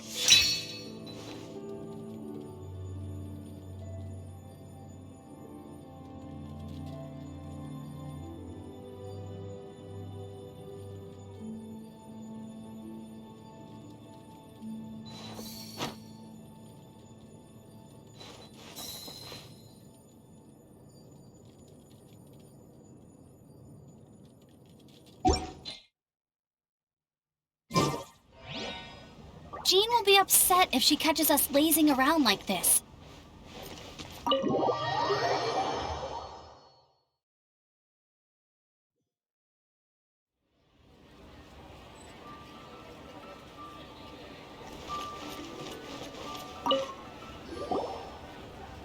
After having experienced the land of the absentee Archon, traveler, how does it feel to know that our Archon and Adepti are here all around you in Liyue? I see. So you're that sort of person. It's not a bad thing. But I suppose you have yet to experience the substance of Liyue's 3,700 years of divinity. Organizing the rite of parting should prove to be an enlightening part of your travels. Liyue is the most prosperous of the 7 nations, defended by deities and ruled by the Qixing. As such, the diplomatic maneuverings of the Fatui have gained no purchase here. Ningguang of the Qixing has always been on her guard against the Fatui. That is in all likelihood why Child wants to make use of the Wangsheng funeral parlor's connections. Huh. What would Child get out of us doing the rite of parting anyway? I neither know nor do I wish to know. As far as I am concerned, the Fatui are merely financial sponsors. I only wish for Liyue's traditions to endure. These are the advance funds that Child has provided. If you use them up, you can go to him to apply for any subsequent funding.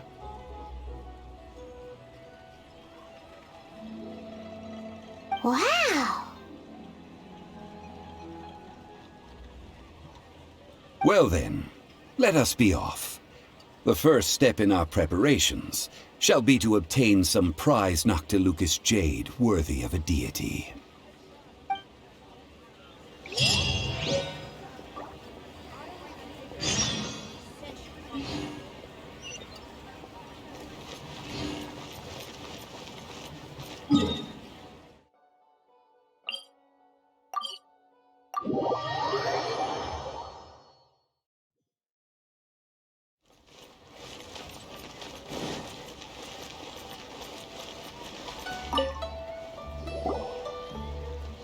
Welcome to the Jade Mystery, my good friends. Would you like to try your luck betting on Jade? This could be your lucky day. It's cheap and it's fun, and who knows, you just might strike it rich. Betting? No, we're here for... what was it again? Noctilucous jade, of radiant grade at the very least. Radiant grade, Noctilucous jade? I see. You're not a tourist. My apologies. I have some here for your perusal. What do you think? The Jade Mystery is an old name in the jade business. Just look at that wonderful quality. Rex Lapis doesn't often bless us with such finery. Go on, pick whichever one you like. These 3 pieces really do look pretty. Not like the ones you usually dig up. But how do we pick? Should we just grab one and go?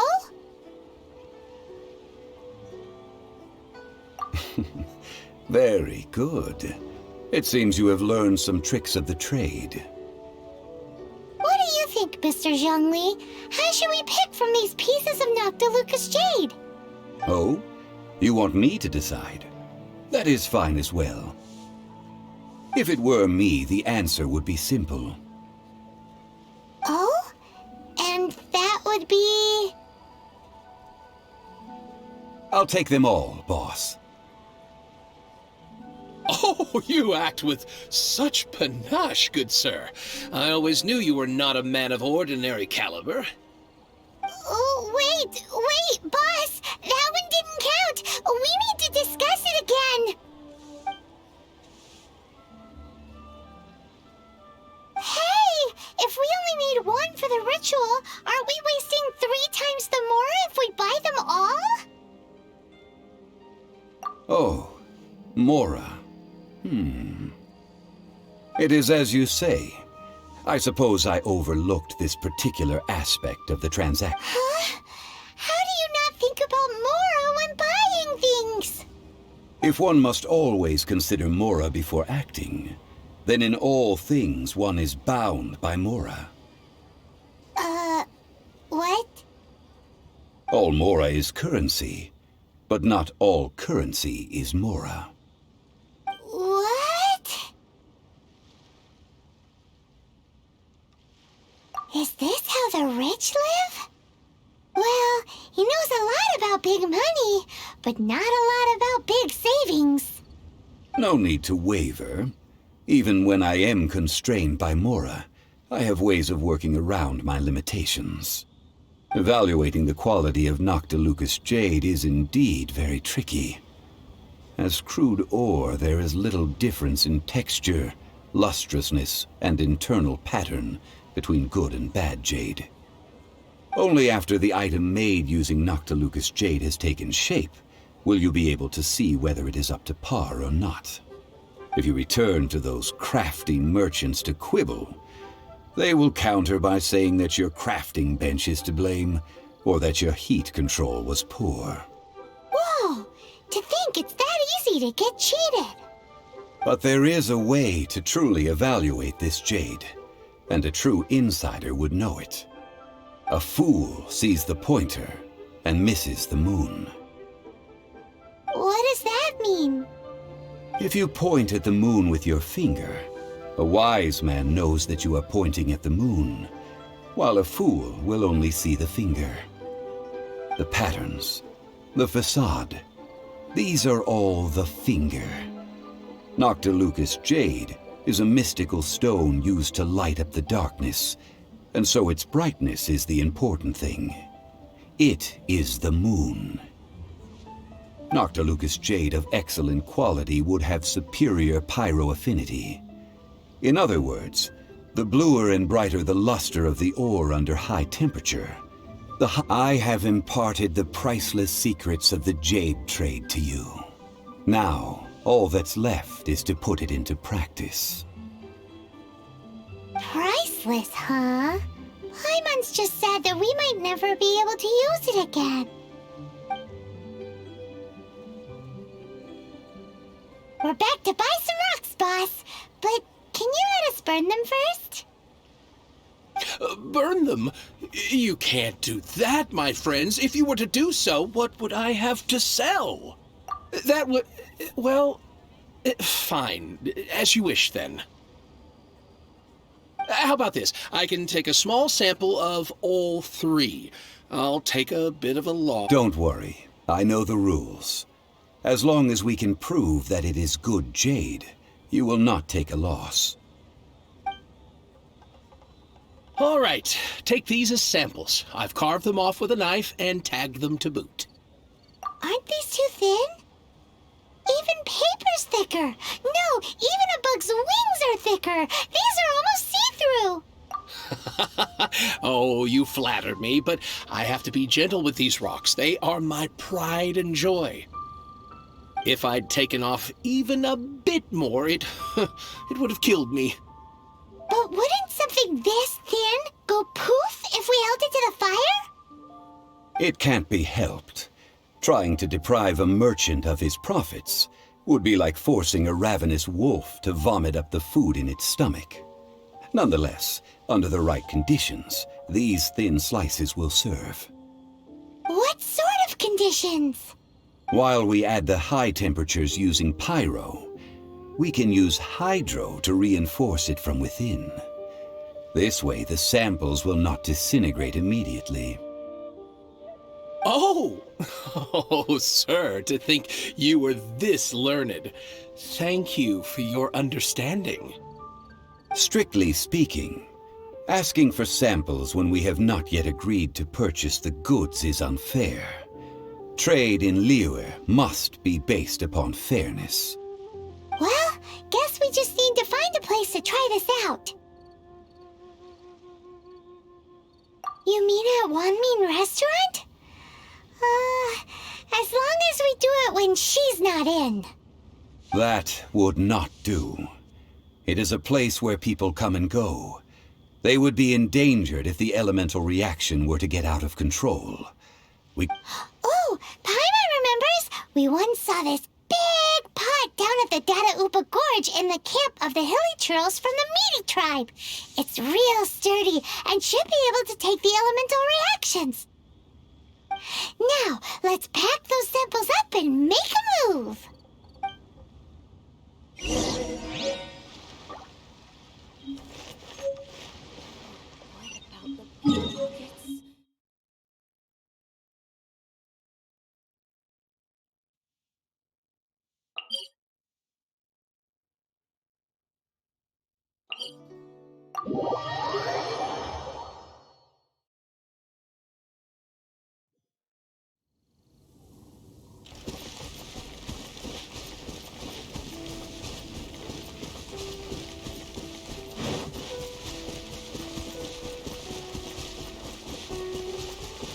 It has been a long time since I last set foot in the Nation of Wind.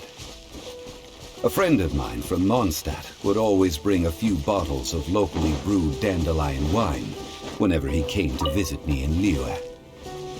It must be said that the famed liquor of the land of pastorals is far better than Sumeru's frigid snake wine.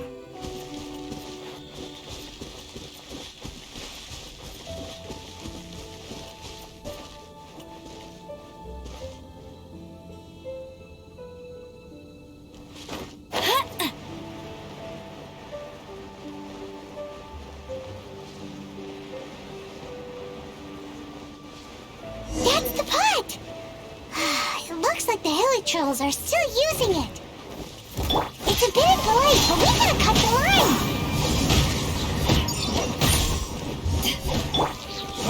Time for retribution!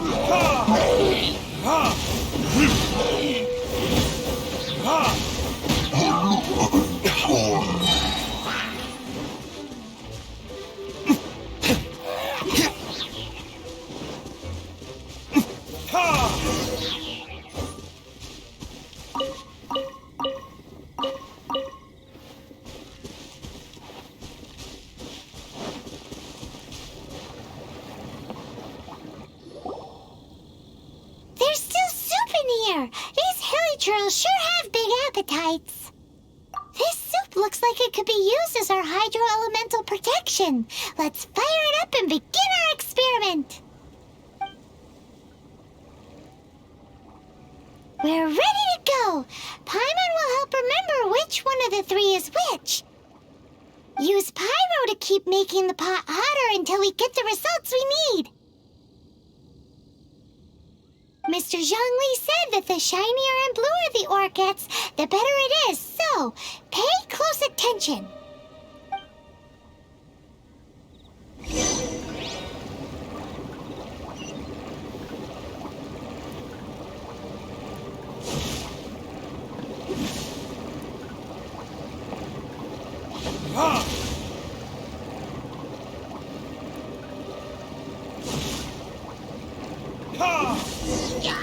Whoa! That light came from the first Noctilucous Jade! Hilly trolls are surrounding us again! Were they attracted by the light? Such nosy neighbors! Let's take care of them and continue again after. To ashes! Back off!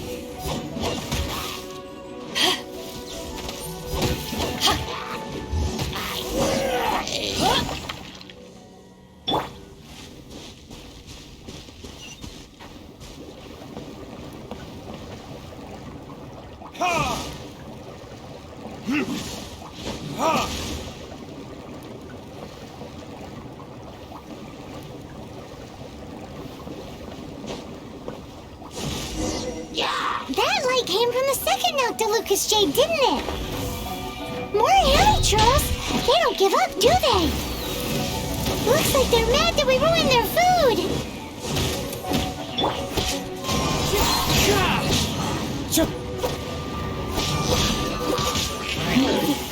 Wind strike!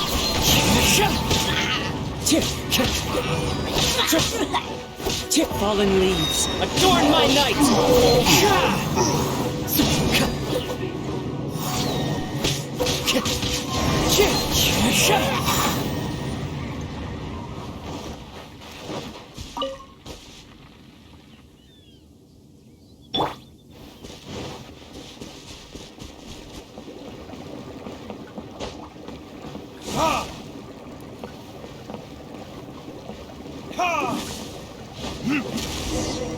Oh, that's bright!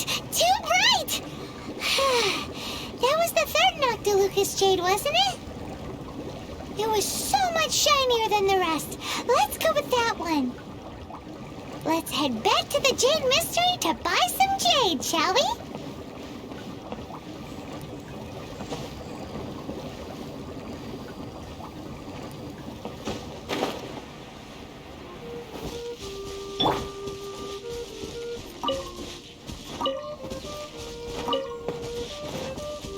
I'll race you there.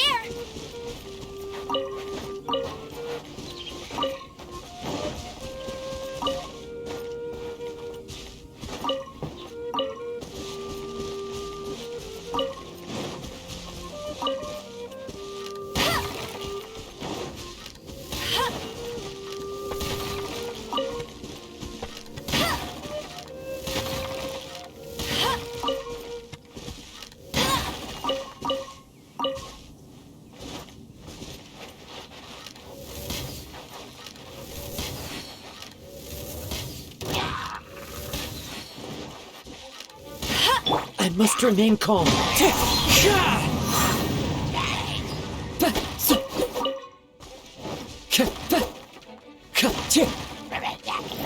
Wind strike!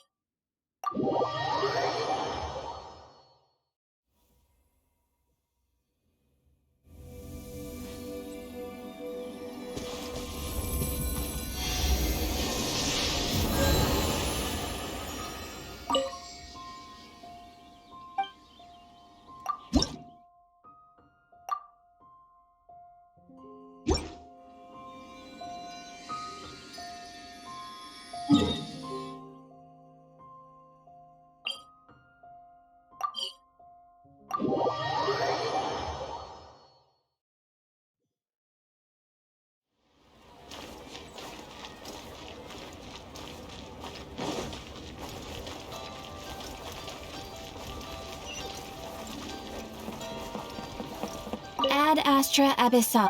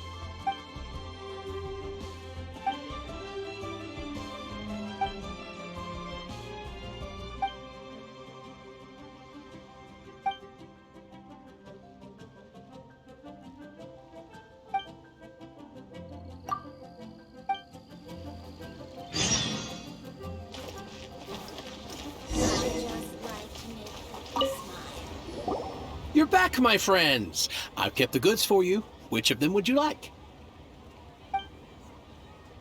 Exactly! That's the one Paimon remembers too! No problem. If you have your eye on this one, you can have it. Then we'll take a box of the third type of jade. Done. All the same, and pardon me for asking, but I'm curious. Whatever do you need this much top-quality Noctilucous jade for? I suppose it would not hurt to tell you. We need them to make implements for the rite of parting. Parting? Oh, dear. I'd heard the rumors, but had given much thought to them. This means that Rex Lapis really is... Oh, it's hard to believe. Even though the Jade Mystery has been in decline, we have always been under his protection. It is said that when our Lord lost his way while going incognito in the city 200 years ago, it was a spoon from the Jade Mystery that he had used to sample the local delights. Alas, all things must pass. Well, if this is to be used to say farewell to Rex Lapis, then I shall sell this to you at half the price. Are you sure? You didn't want to even give us an inch before. If not for our Lord's protection, this city wouldn't exist as it does now. No proprietor could earn money off such a thing. I'm sure Rex Lapis will feel your sentiment, boss. In the safe hands of the Liu Chising and good honest merchants such as yourself, I for one believe that Liyue will continue to prosper as it always has done. All right. Thank you, my friends. What's with me getting all sentimental like this? I'll practically be giving away all my fortune at this rate. Now that we've made our choice, let's take this Noctilucous jade back. Hey, wait a minute. He said it was half price, not that we could leave without paying. Oh, right. I'm sorry. I must have forgotten to do that too. Let me see. As I thought, I didn't bring any. Any what? Mora, my apologies. Another oversight on my part. Oh, that won't do. This isn't some small sum. Oh, wait. Didn't Child give us some advanced funds earlier? That's a relief. Have a look, It's fine. Just enough for half price. Though, to be honest, it'd be all right even if the sum wasn't quite enough. Well, it's settled then. Let's take this jade to Yujing Terrace. That's where we plan to hold the rite. Look at you bossing everyone around. You didn't cough up a single Mora. It seems that we must. I will keep that in mind. Thanks, both of you.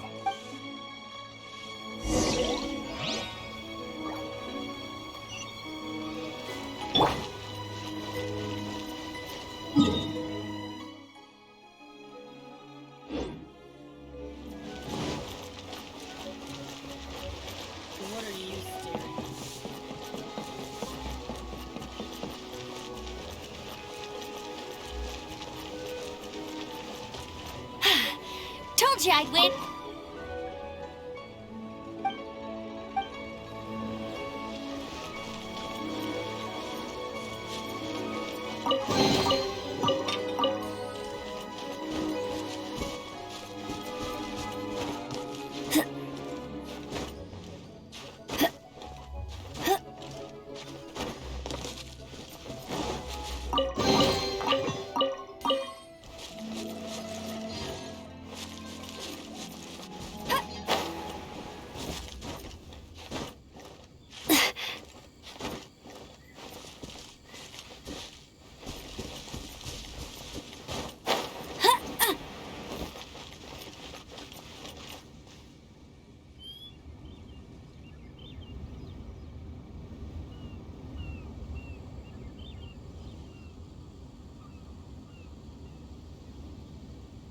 I feel like running.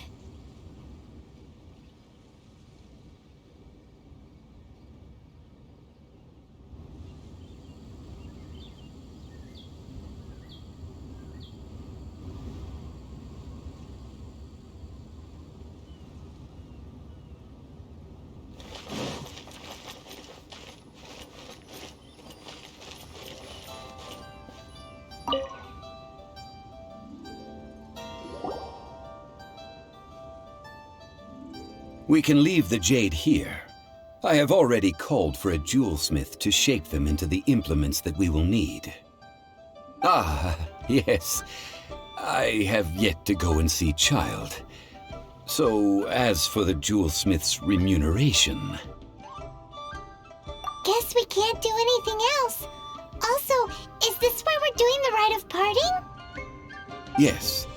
I have already rented this location, and have begun making preparations for the rite. The Liu Qixing have agreed to this arrangement. But when something this big happened here, should suspects like us really be at the crime scene? We might get caught by the Millilith. Although with that said, since we got back from Dwayne Karst, none of those pesky Millilith soldiers have come chasing after us.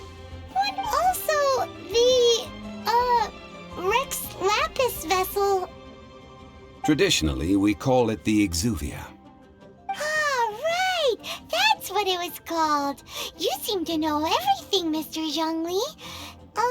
So, was this Exuvia hidden away by the Qixing? I mean, we haven't even figured out who the murderer is. One must think that they already have someone in mind. Or perhaps they already know. Surely they must have found all the evidence that there is to find here. These things are for the authorities in Yujing Terrace to consider. Trying to help would probably only add to their troubles. Before the rite is conducted, the Exuvia will be kept temporarily in the Golden House. Golden House? The only mint in Liyue, which is to say the only mint in Tevat. All the mora that flows throughout the world is minted there. Wow! Oh, no! Paimon wasn't thinking about anything bad. Paimon thinks it suits Morax. But why do you know this, Mr. Zhongli? Since the rite of parting has the approval of the Qixing, it is a semi-official event. As such, there is already some limited information available. Perhaps each has their motives. But this is the capital of commerce. A little exploitation once in a while is not unacceptable. In Liyue, where the god of contracts reigns, only contracts may not be betrayed. Well then, we should go and prepare the perfumes used in the rite. Perfumes? Where'll we get those? Do we buy them? No. Perfumes used to honor the gods must be freshly decocted. The quality of the silk flowers we require is also special. Silk flower petals contain a fibrous material of good quality, often used in brocade making. Its scent, however, is most elegant, and is especially suited for solemn events, like giving offerings to gods and adepti. It's time for Zhongli's lectures on high society again. We shall not speak of the details right now. Follow me. We shall go to the merchants to purchase our ingredients.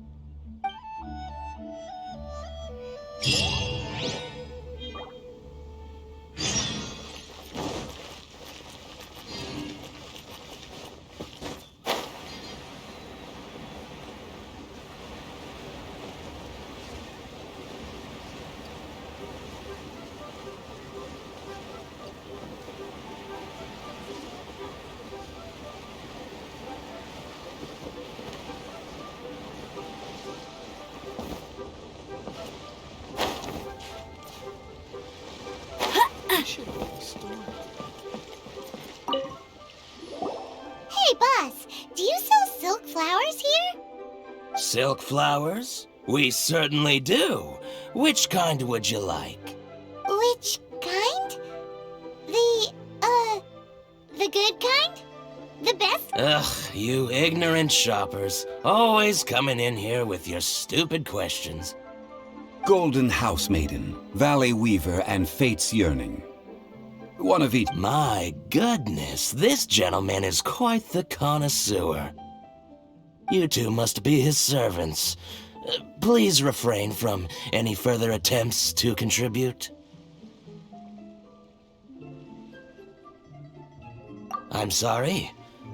Ah, yes. We've met before, haven't we? Sorry, traveler. I shouldn't have spoken to you in that tone. Now then, please peruse at your leisure. Do let me know if you have any further thoughts. Silk flowers exhibit different properties based on how their environmental conditions differ from their ancestral habitat. Nevertheless, these are fine specimens, excellently preserved. Just look at the abundant foliage here, and these stamens, glamorous as a maiden of the Golden House. This strain is an evergreen, and mostly grows under complex hydrological conditions. By contrast, this variety thrives in any dark, damp location, often in large clusters. Morphologically, it is distinguished by the profusion of petals and densely packed stamens, though its powerful scent gives it away just as easily. Lastly, this strain is quite the recluse. Unlike its exuberant cousins, flowers and foliage are minimal, and when in season, it has a subtle yet enduring scent. It was first discovered by the ancients when they scaled the mountains in search of the Adepti. Silk flowers have all but disappeared from the wild today due to geographical changes over Liyue's history. Most are not grown by horticulturalists. Wow! A true connoisseur! Most of that was news even to me. I possess but a smattering of trivial knowledge. My traveler friend is the one to watch. They are on track to set foot in every corner of the world. Oh, Mr. Zhongli, you're way too humble. So, which silk flower did you want anyway? I'll take them all, boss. Again? How can I put this? When purchasing opera tickets, it is natural to decide based on which singer has the most melodious voice. The same logic applies when purchasing a pet bird. But this silk flower purchase is not an analogous case. Perhaps you don't know. Tradition states that we should decoct perfume from different subspecies of silk flower when making an offering to a statue of the Seven. Rex Lapis will then make his own choice between the scents. Like several other tedious and complicated traditions, this one has become simplified over time. But this is the only rite of parting to take place for one of the Seven in 3,700 years. As such, I do think we should honor tradition down to the last detail in this case. Now that's settled, a question. Do you have any Mora on you? You forgot to bring money again? Zhongli. If I may interject, did I hear you say that these flowers are to be an offering to the Lord of Geo himself? Yes, in a sense. Gosh, well, why didn't you say so? I heard the awful news about what happened at this year's Rite of Dissension.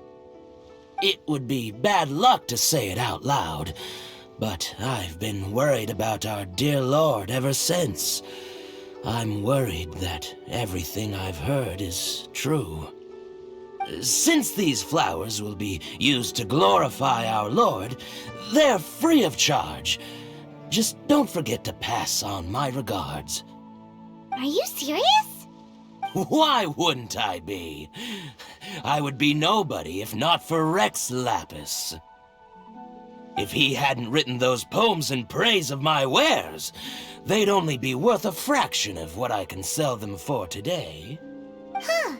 So much folklore here revolves around Liyue's deity making cameo appearances in support of local businesses. Thank you, boss. I think I speak for all of us when I say that your generosity has saved our skins. Our skins? You were the one who forgot to bring money!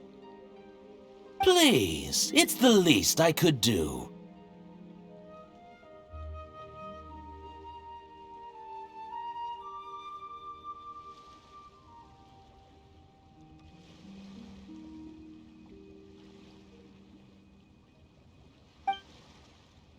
You can't beat the atmosphere. So, So, now that we've got the flowers, how do we make the perfume? Ideally with the help of an expert. Unfortunately, none of my acquaintances have personal experience in the art of decoction. Talk about first world problems. Hence, I need you to help by asking around in the city. Try the common folk, especially women. So this time we get to go around town looking for nice-smelling ladies to talk to? Paimon likes this job. I will wait for you near the Statue of the Seven. Meet me there when the perfume is ready. Maybe we can find some good candidates at the Adventurers Guild. Let's ask Lan! She's the master of the Liyue branch, right?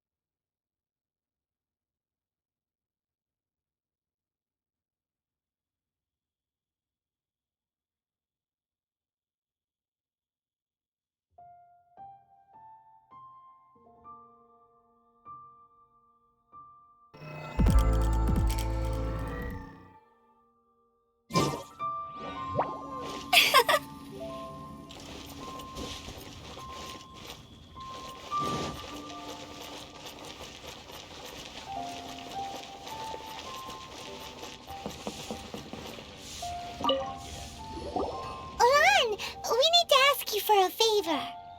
I stopped accepting commissions a long time ago. Sorry, you two, but you'll just have to ask another adventurer. Oh, it's not that kind of favor. It's just a teeny tiny thing. Wow. Just wow. Do I look like the kind of girl who wears perfume to you?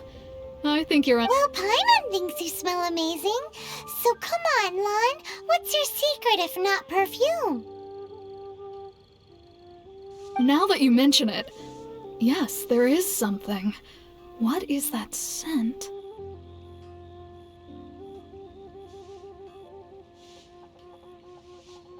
Oh, it must be from the Genshin flowers I picked on the way back. I forgot I still had them with me. Aha! The truth is out. Lon's got a soft spot for wildflowers. No, they were for medicinal use only. Anyway, this is a pointless conversation. If you want to know about perfume, try talking to Qimei. The fortune teller, right? Paimon remembers she smells pretty good. Thanks, Lon. See you around.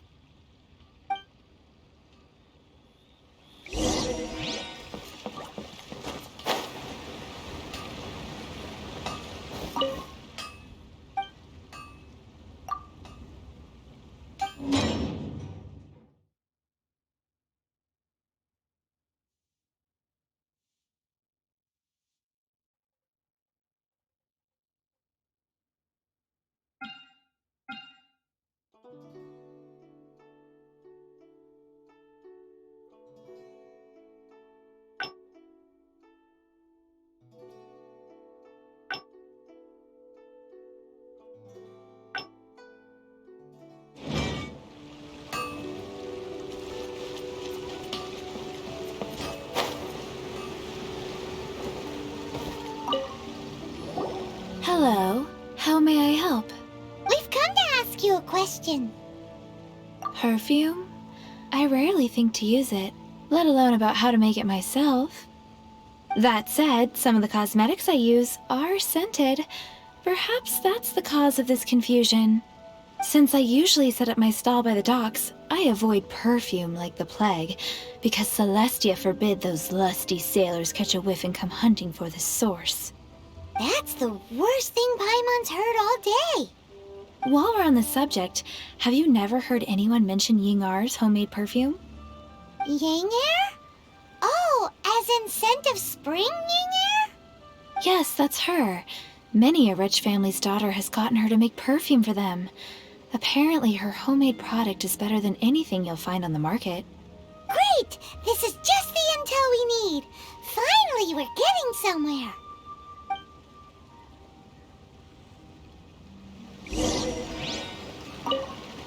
If you have the time, come and have your fortune told.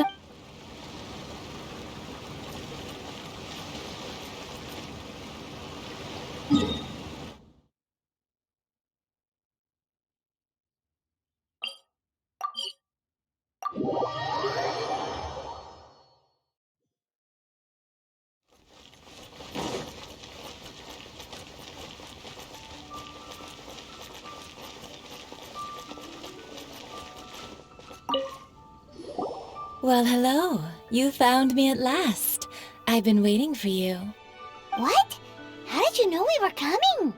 Oh, I heard a rumor about a couple who were snooping around town looking for a sweet-smelling lady. Actually, I was starting to worry you wouldn't find me. This is the ultimate test of my appeal, after all. Snooping around? Why are you making it out like we're bad people? What can I say? People love to talk. Maybe you ought to be more discreet in the future if you don't want word to get around. Relax. I know why you're here. You want to get your hand on my homemade perfume, don't you? What kind would you like?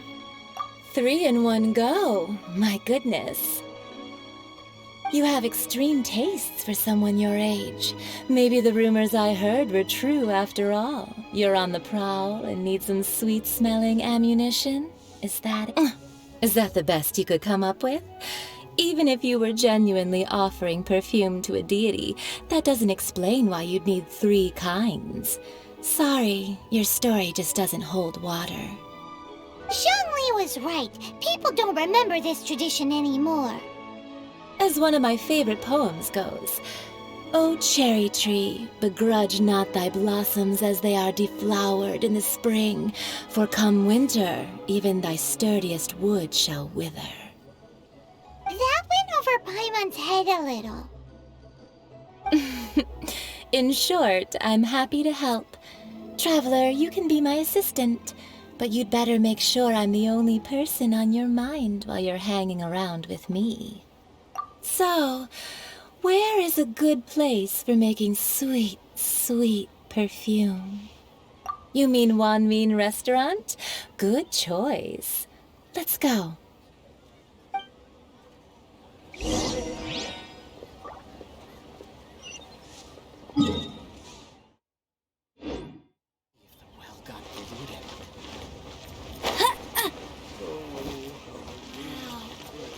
Leo's really got a lot going for it.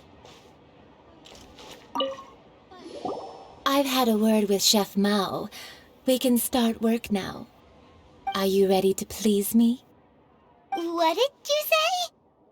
I meant make me proud, as my assistant, obviously.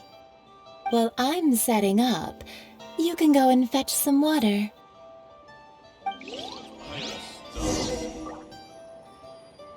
Wow. Leo's really got a lot going for it.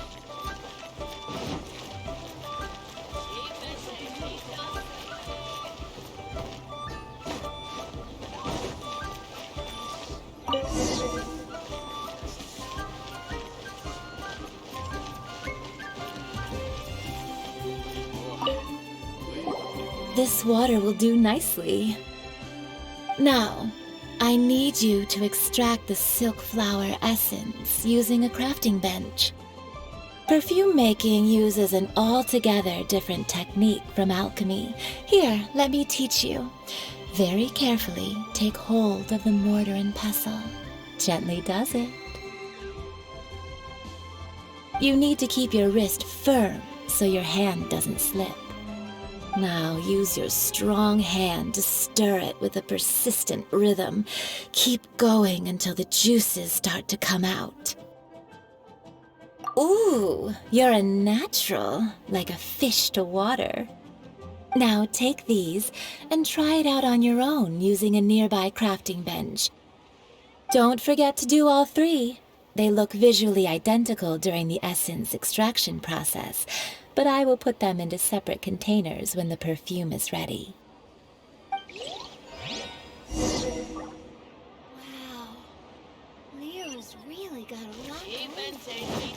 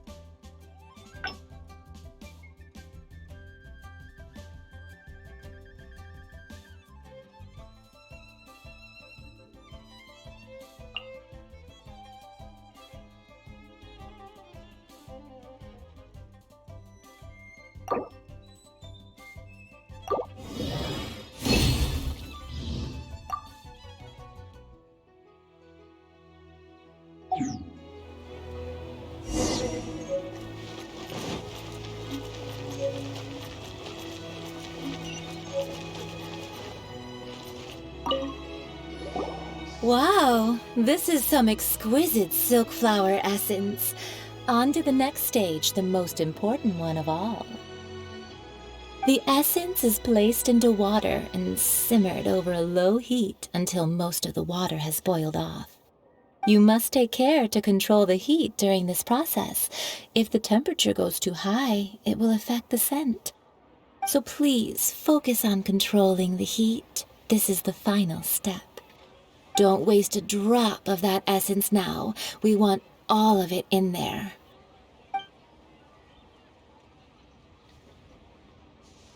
All 3 perfumes are ready, and you, my friend, were a wonderful assistant. A testament to the lengths you will go to for romance. It's so rare to see nowadays.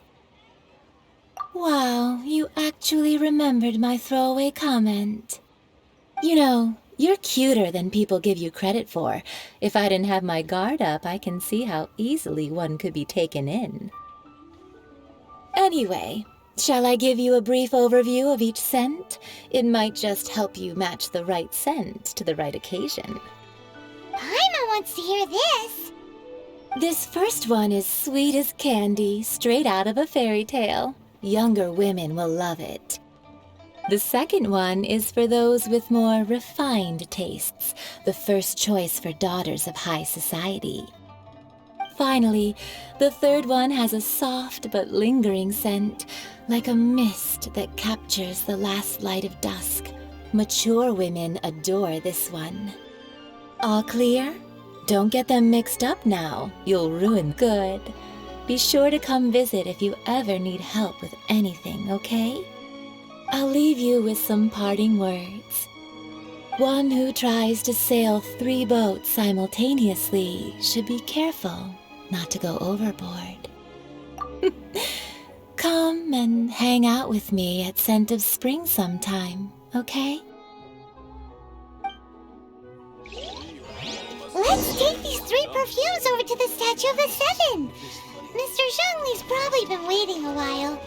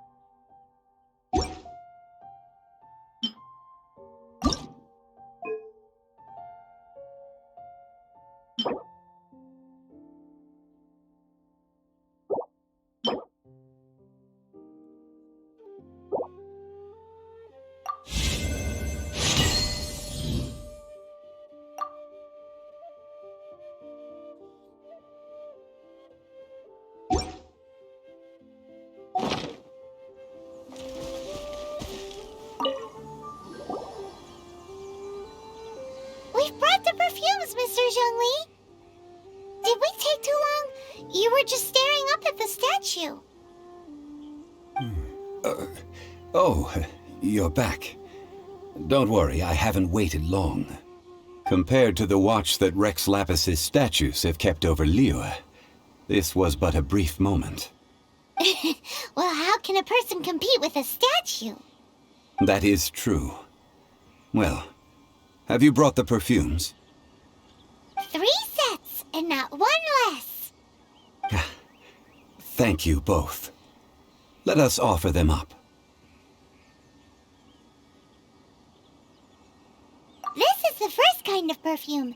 Miss Yinger said that it's sweet as a dream, and it's liked by younger ladies. This is the second kind. It's got an elegant smell, and the daughters of high society love it. The third kind has a gentle but lingering fragrance. Something like the dusk mist, and it's a favorite of mature ladies. Oh, what was that? That's the one older ladies like, right? Does that mean that Rex Lapis is actually an older lady?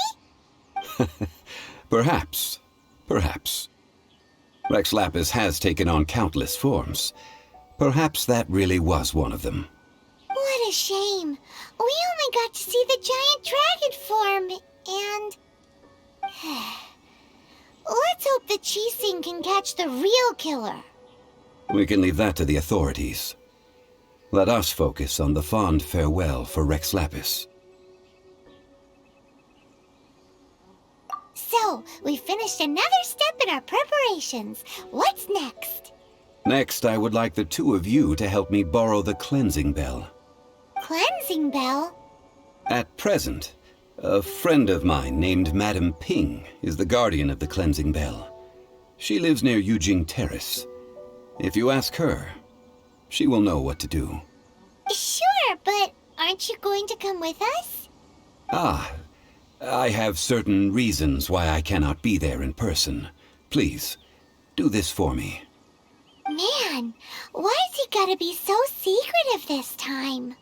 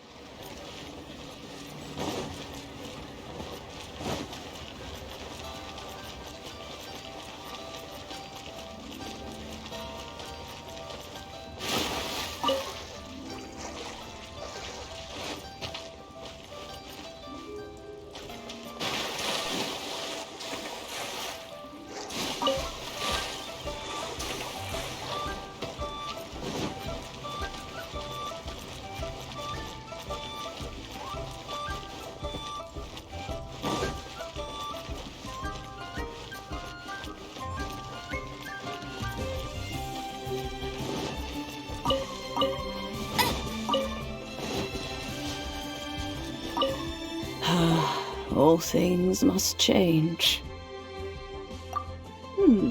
Youngster, are you here to admire the flowers?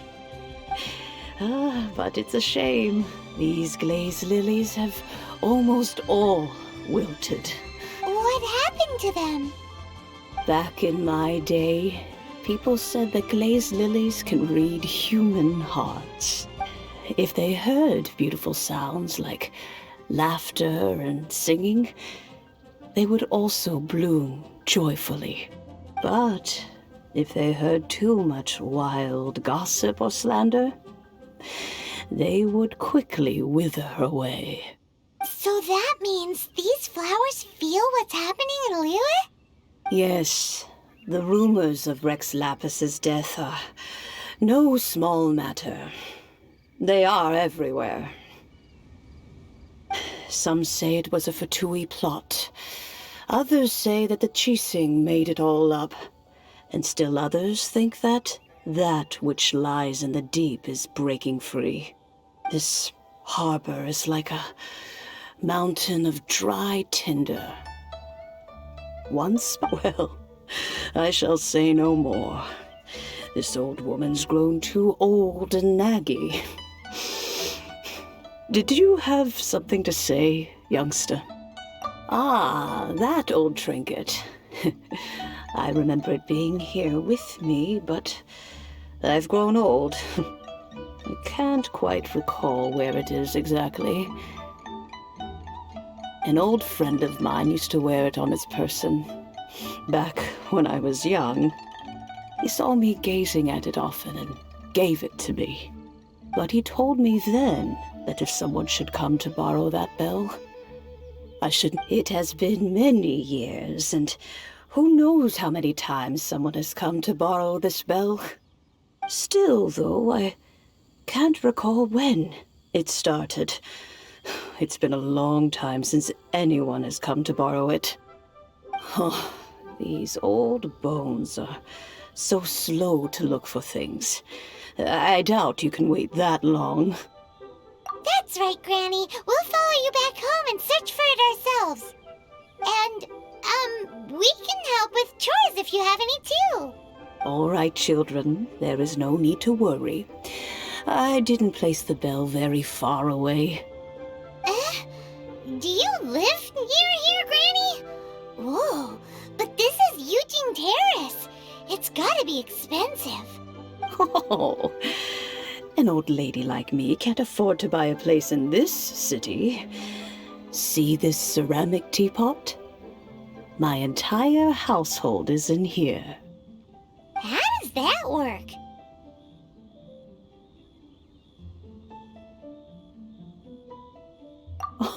Oh, youngsters. I simply mean that the bell is somewhere inside this teapot, and you are quite welcome to borrow it. This granny's so weird. What does she mean her whole household is in here? Is she playing with us? This is a peaceful...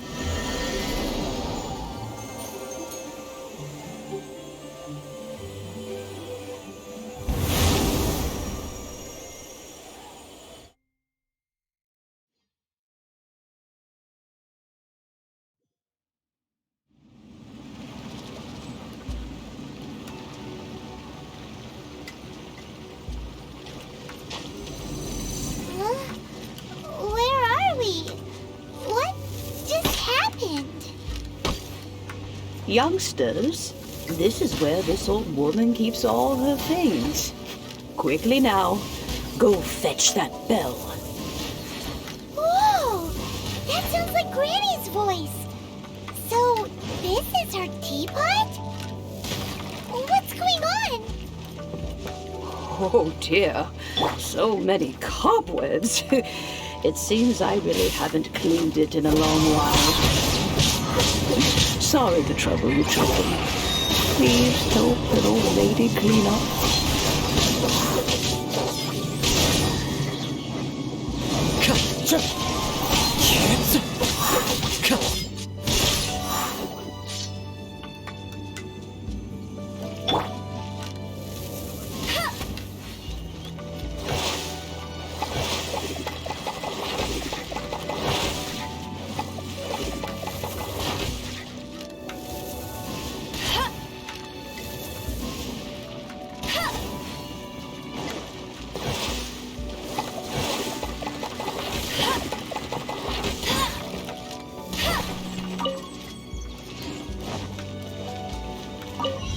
That's more like it.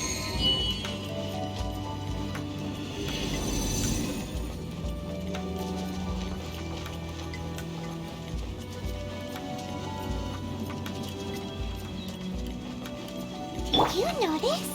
The cobwebs were made of elemental energy. How long has it been since Granny last swept this place?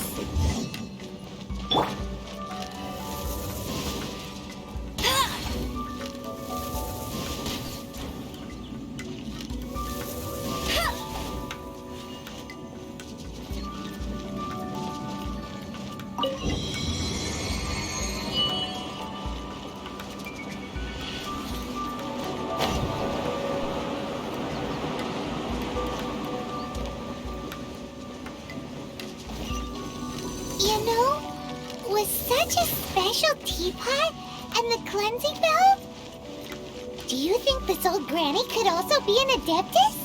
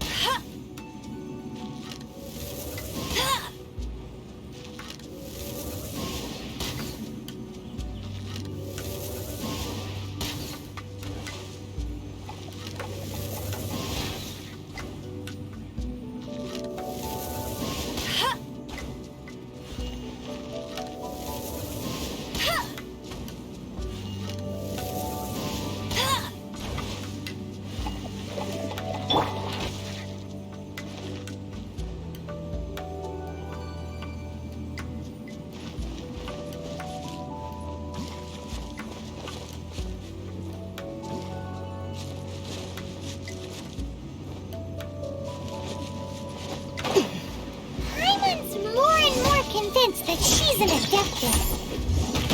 But don't they all live in Julian Karst? Why would she stay in the city?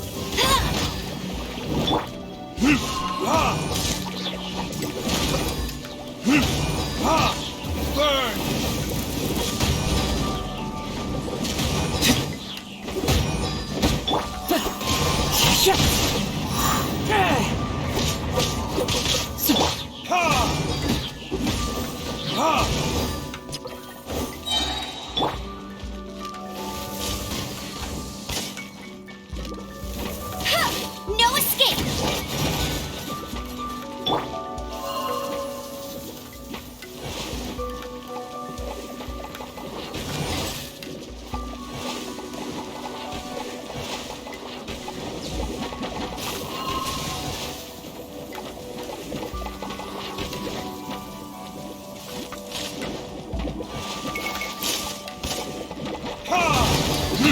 Time for retribution!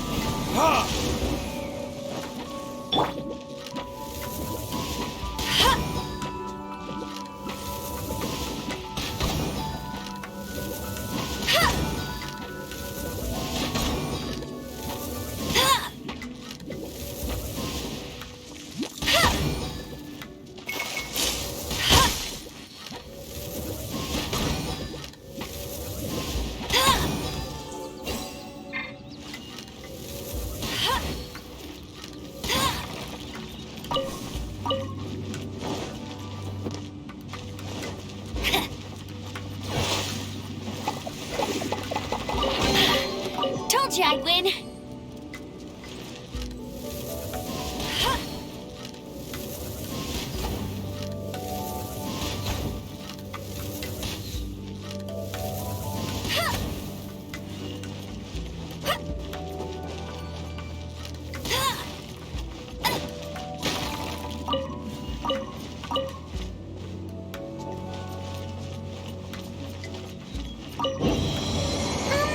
How many levels does this teapot have?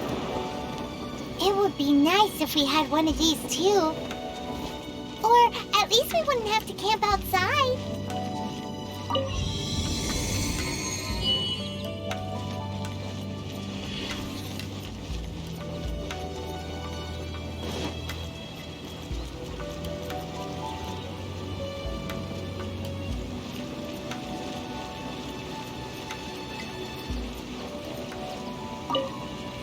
Oh, you found it.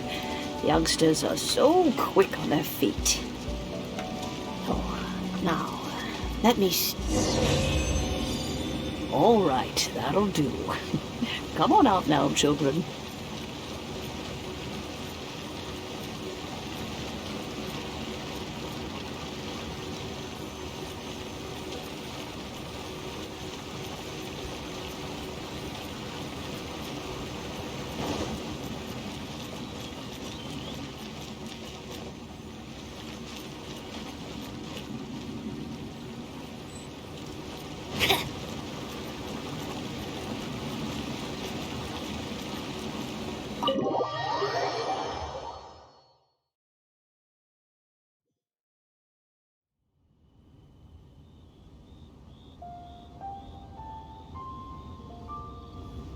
Oh, in and out in no time. You youngsters really are quick. An Adeptus. Oh, I haven't heard anyone say those words in earnest for a long time. As to whether I am one or not, child, surely you already understand. Paimon kinda knows what you mean. was also kinda confused. Are you really giving us the bell just like that, Granny? Don't you think it's weird? Something's just happened to Rex Lapis and then we come running up asking for it? Oh, don't be silly. Liyue Harbor has been through a great deal in its history. In that time, it has seen the departure of countless Adepti. But no matter what, we have always performed the rite of parting first before any other matters. To cry, "Catch the murderer," at the top of one's lungs, but ignore the rite of parting. That, to me, is what is wrong-headed.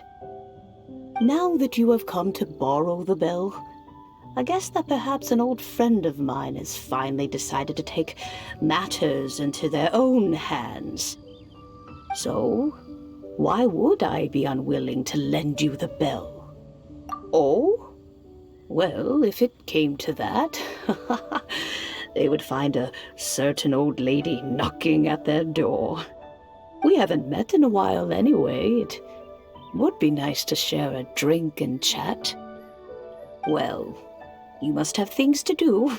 Since you have the bell, you should return. Oh, and do tell the person who sent you that if they have time, they can come over for tea. I don't have much to offer, but you can always count on an old lady for a pot of tea. We will. Thanks, Granny.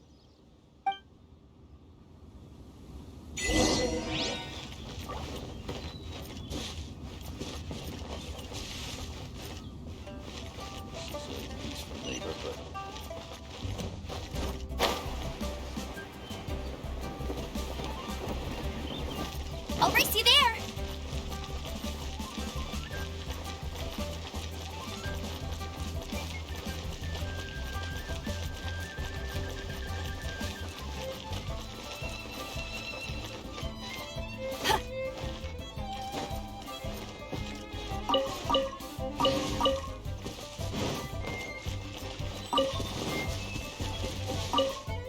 Bet you can't keep up with me!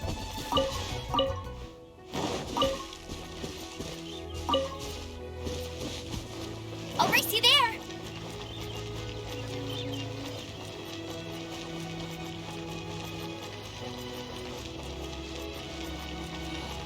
May the Lord of Geo protect you and fortune find you.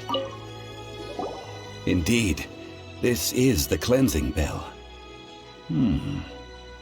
It's in good condition. Let's place the perfume we've prepared inside. An Adeptus. That's suspicious. But if you don't want to talk about it, we won't pry. Oh, yes, that old granny asked us to tell you something. If you have the time, you can come over for tea. I don't have much to offer, but you can always count on an old lady for a pot of tea.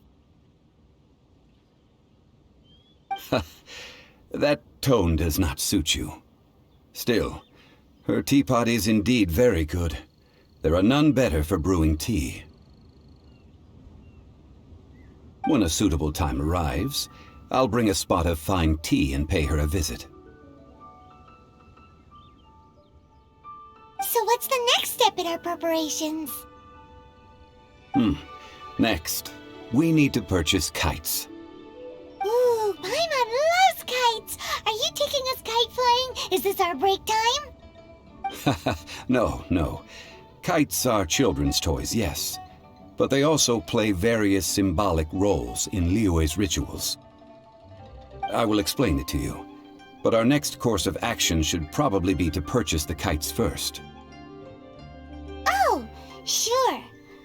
Curiouser and curiouser.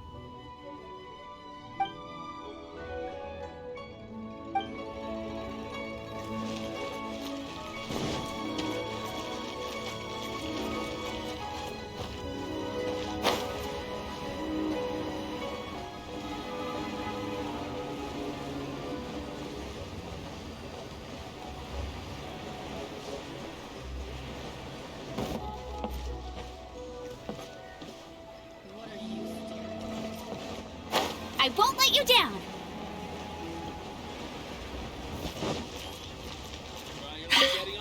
Ah, sir, you're here. The 7 kites you asked for have been made to order. Would you like to take them now? Yes, thank you.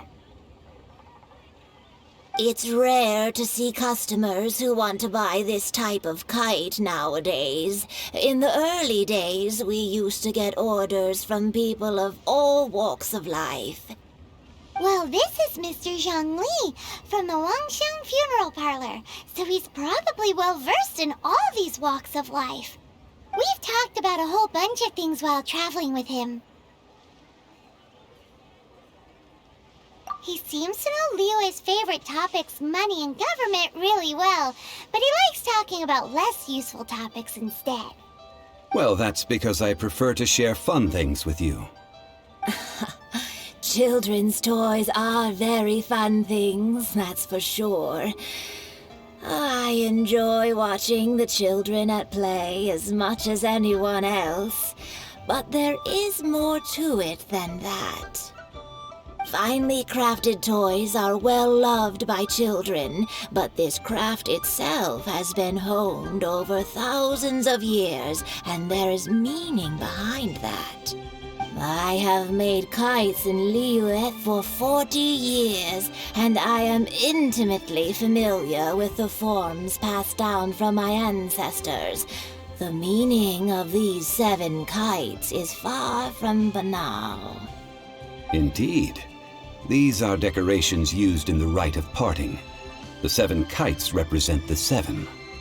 I took the liberty of coloring outside the lines when doing the insignia of the Animo Archon. As for the kite that honors the Geo Archon, one must follow the contract given right down to the last letter. These patterns are ancient, and you can also find them in the Golden House. Ah, Paimon's heard that name before. Huh? The design of this kite displays a firm grasp on the cyclicality and eternity so dear to the Electro Archon. These markings of tree and leaf pay due honor to wisdom and the passage of time. All this on a single kite. Truly astonishing. Justice flows across the surface of the waters. War rages like a flame. As does that which the Cryo Archon once... The compliments of a learned man truly are pleasant. Well then, Granny Shen, I shall take these back with me. As for the payment... Well, allow me.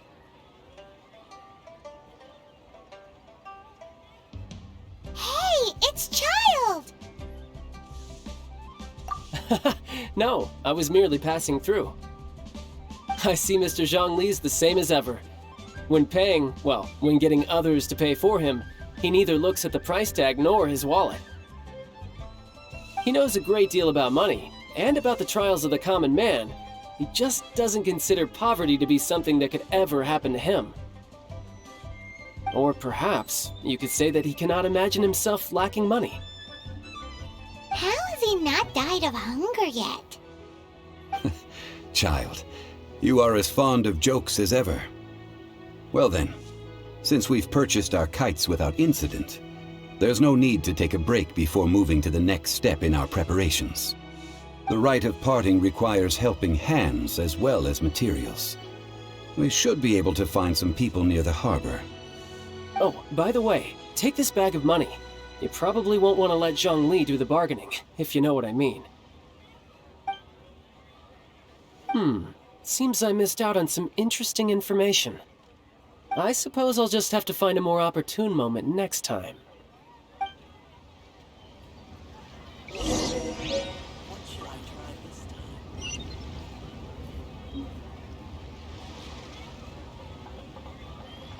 Try your luck betting on Jade?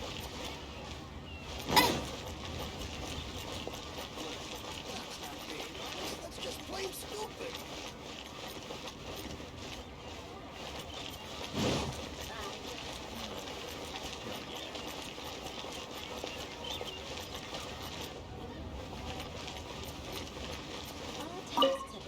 Oh, help? Sure. I, Tick, always put in 100% effort into everything I do. Of course, there'll be a premium if you want me to give 110%. So what's the job? Let me see. We are still missing some wooden implements over at Eugene Terrace. They aren't uncommon objects, so I didn't make any special preparations for them. No problem. That'll be 20,000 mora for a single trip. How does that sound? Done.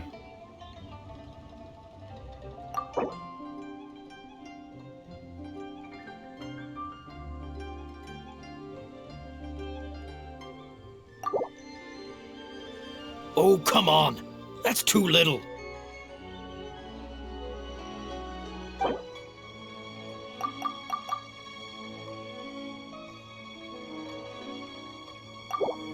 Oh, come on. That's too little.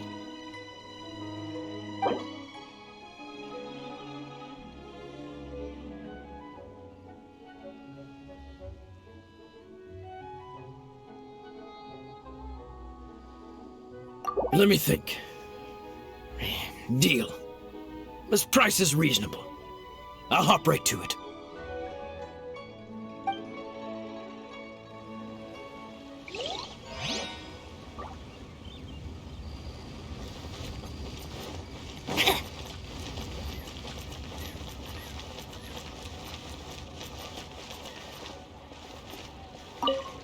A full day of odd jobs at Eugene Terrace.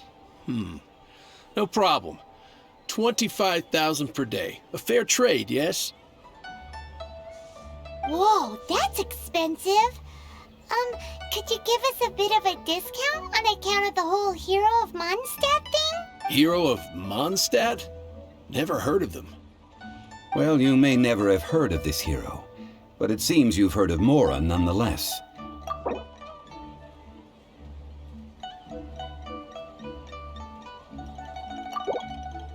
This price will do. No loss to me for a day's work.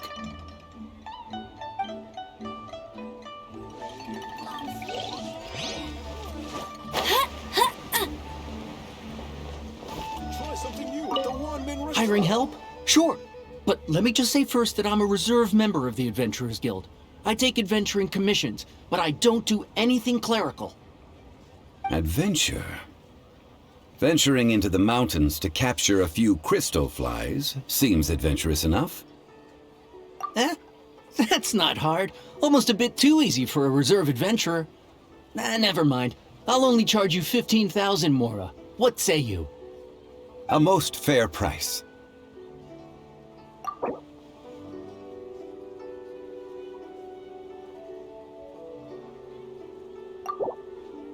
Five geocrystal flies. Yes, I do think it's worth about this much. I'll do it.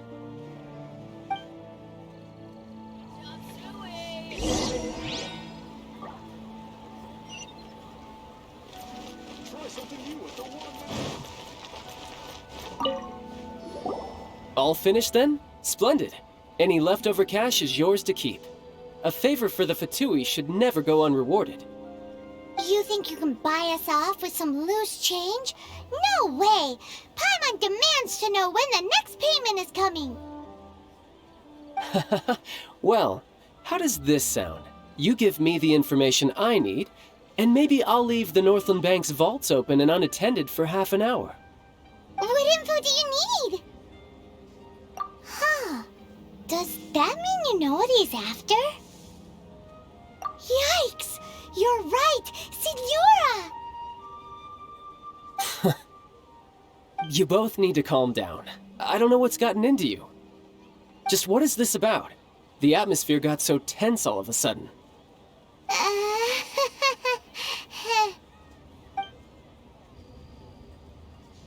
Next, we need some everlasting incense. For this, we need to go to Boo Boo Pharmacy, the finest pharmacy in all of...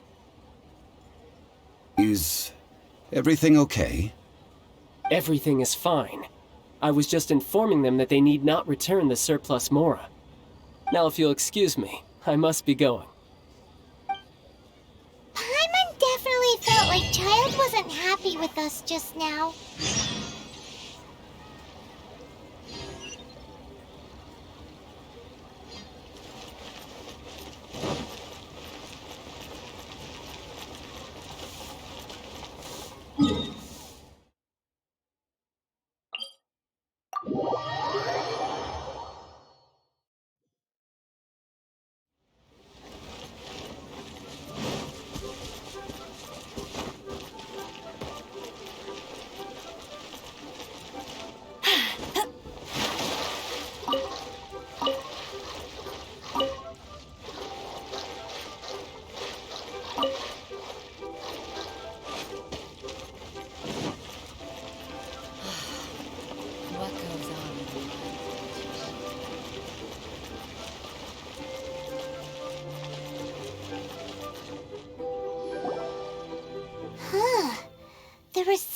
is deserted.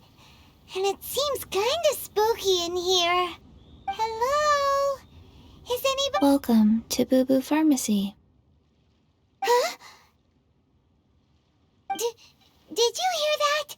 Where did it come from? The reception, it seems. How about you go check it out, and Paimon will bring up the rear. So many medicines, but no cure for heartache.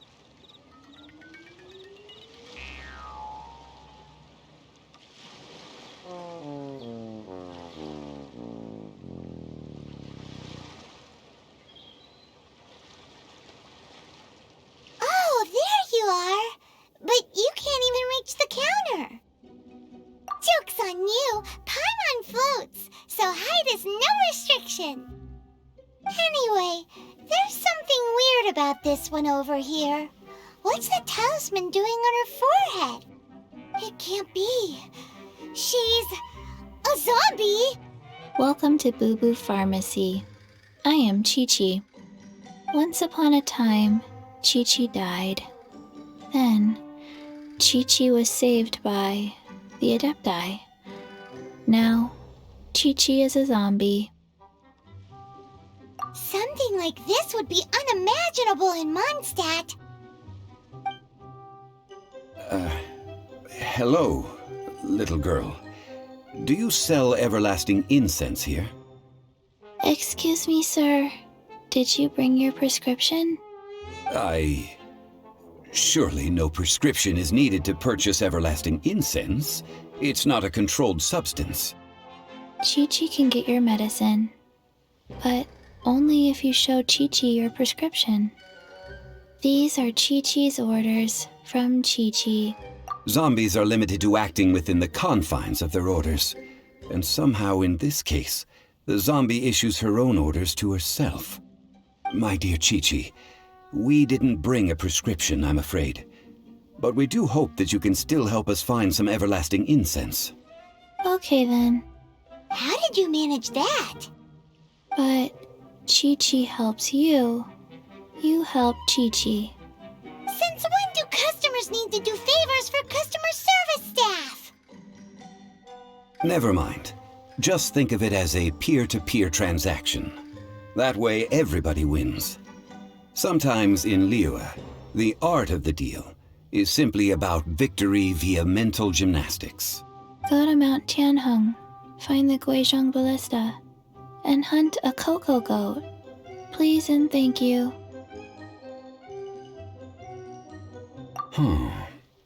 Guizhong Ballista. I have heard of this device before. It's a kind of crossbow turret, installed on Mount Qinheng by an Adeptus in the distant past, an early mechanical device. Located in Qianheng Pass, it was designed to automatically fire at large monsters, protecting Liyue from external threats.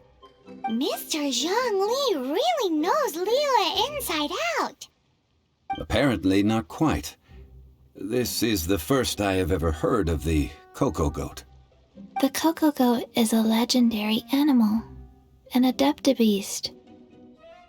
Did you want to add anything else, or...? No, just that the cocoa goat is a legendary animal. And what it looks like, don't know. Where to find it, don't know either. Where it came from, also don't know. Very well then. Let's start by investigating near the Guizhong Ballista. Perhaps we will find some clues. What the heck is a cocoa goat?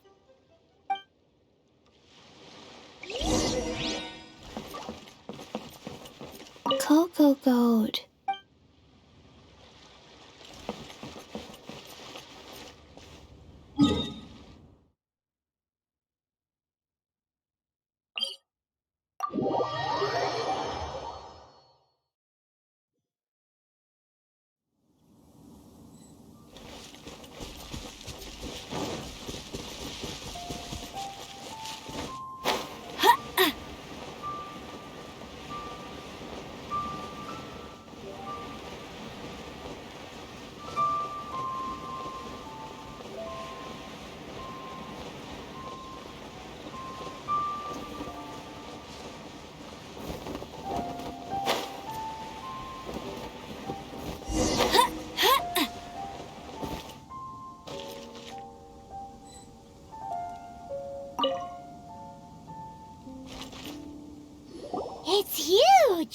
Paimon can totally believe it took an Adeptus to build this. But how do you operate this thing? Just think how much strength you would need. It is currently inoperable in any case. This device is broken. Aw, what? It broke? After millennia of wear and tear, even Adepti contraptions are difficult to maintain. So what are we gonna do? Quick, Mr. Zhongli, use your unlimited high society knowledge powers! You almost make it sound like I'm some sort of bourgeois parasite whose only utility lies in providing quaint pieces of trivia on demand. That said, let me think for a moment. As I recall, there is a military supply post from that period somewhere inside the pass. If we can retrieve the spare parts from where they are stored, we may be able to repair the Guizhong ballista. So, what you're saying is that you actually understand the working principles? I have a smattering of knowledge on the topic. With the parts in hand, I could at least tinker with it.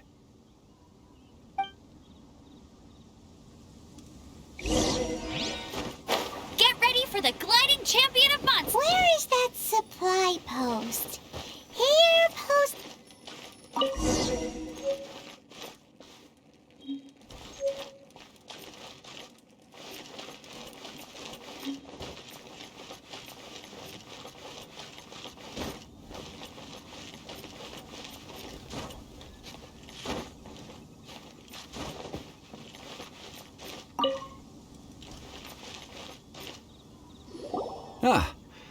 These parts look useful.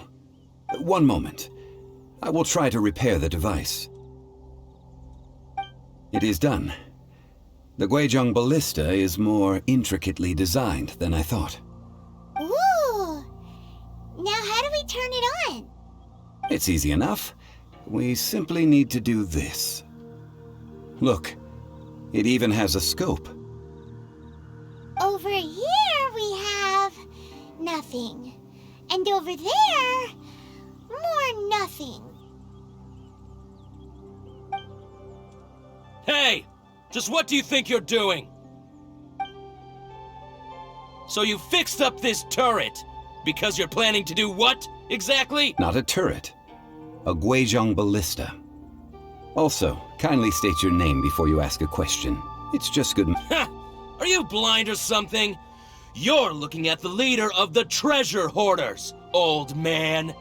This area is supposed to be chock full of hidden treasures, but you can't get anywhere near them with this thing keeping watch. It might look like any other mechanical device, but trust me, it's got a mind of its own. Last time we approached the mountain, it nearly skewered one of our guys. A few of us risked our lives to disarm it, which amazingly we managed. And then we turn our backs for 2 seconds, and you've already gone and repaired it! The next thing you'll be repairing is your faces! And that's if you get out of this alive! Tut tut. Vandalizing the legacy of an Adeptus for selfish gain. Disgraceful behavior. It is not we who need reprimanding, but you.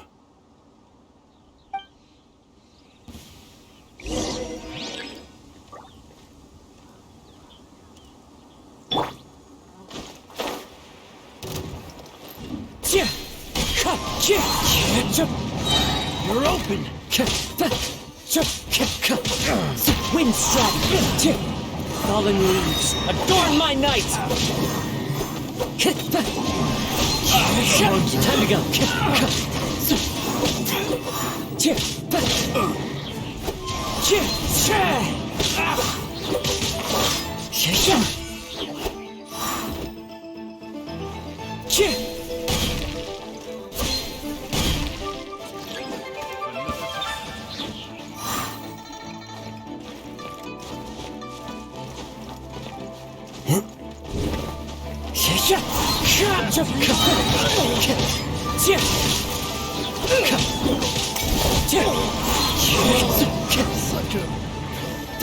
As one with wind and cloud, wind strike. Pride. Picked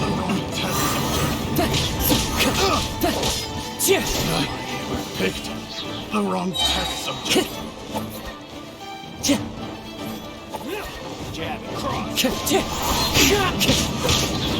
Clouds high, the birds call.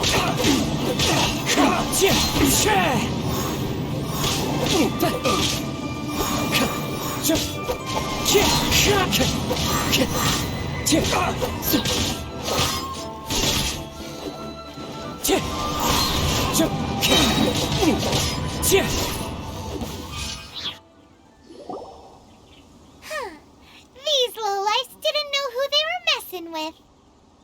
Troubling ourselves over this rabble is not worth the time. We should focus on our contract with Chi-Chi. Oh yeah, that! So we've got the Guizhong ballista working, but where's our Coca goat? A search using the Guizhong ballista revealed no significant life forms nearby, save for the usual wildlife. What's more, a contraption built using Adeptus technology should have no trouble detecting an Adeptabeast, as Chi-Chi put it. Which means... Paimon wouldn't go that far.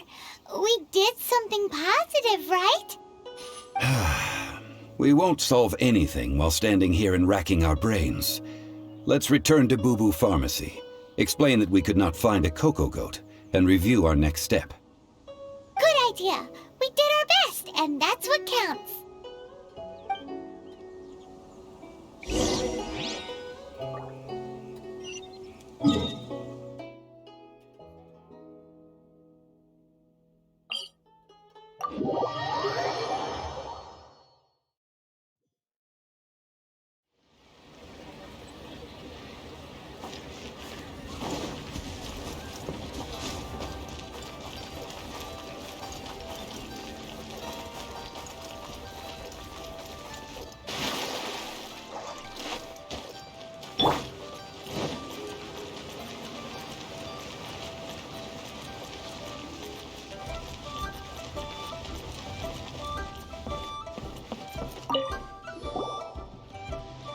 Forgive us. We were unable to fulfill our end of the contract. We found no trace of the Coco Goat Adeptabeast of which you speak. What a disappointment. Don't worry about it. But I feel very disappointed. Oh, poor Chi-Chi. Why does Paimon feel so guilty all of a sudden? Coco goat milk is tasty. So tasty. Much better than normal goat milk. Only an Adeptabeast could make such tasty milk. I'm sorry. I have a poor memory. I cannot remember the name of the milk. That's why I wrote it down. Where did I put it? Ah, here. This is the name. Coconut milk. Huh? I owe you both an apology. I hastily agreed to what appeared to be an equitable agreement with this zombie child, when perhaps I should have undertaken further due diligence. Never mind, Zhongli. You didn't know. As the Liyue proverb goes, all things are random and, so how are you supposed to predict anything? Literally no one could have seen this coming. Excuse me, everyone. Did Chi-Chi say a bad thing? Oh, sorry, but Paimon's gonna leave the job of shattering this poor kiddo's world to you. No. Impossible. Seems Chi-Chi took this pretty hard.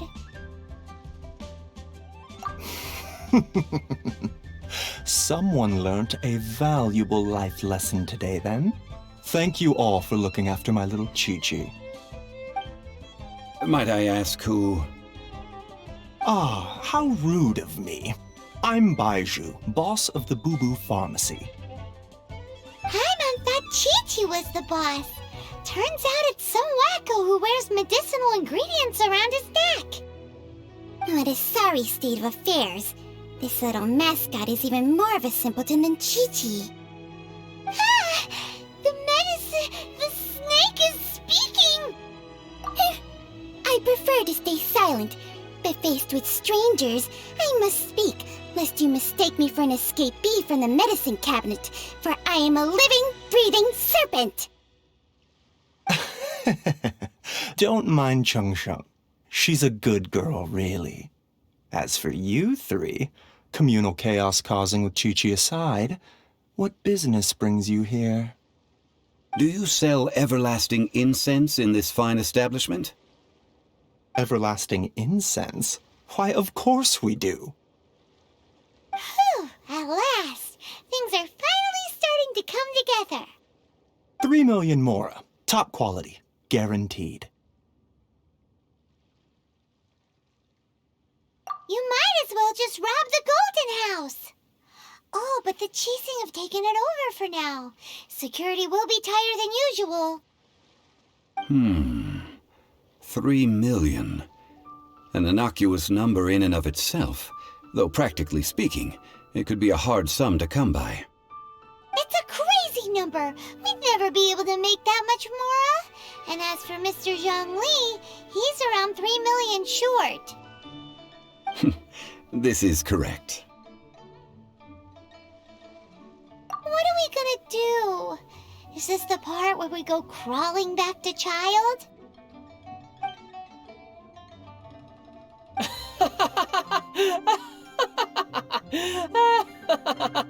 Coco Goat! Coco Goat! My sides hurt.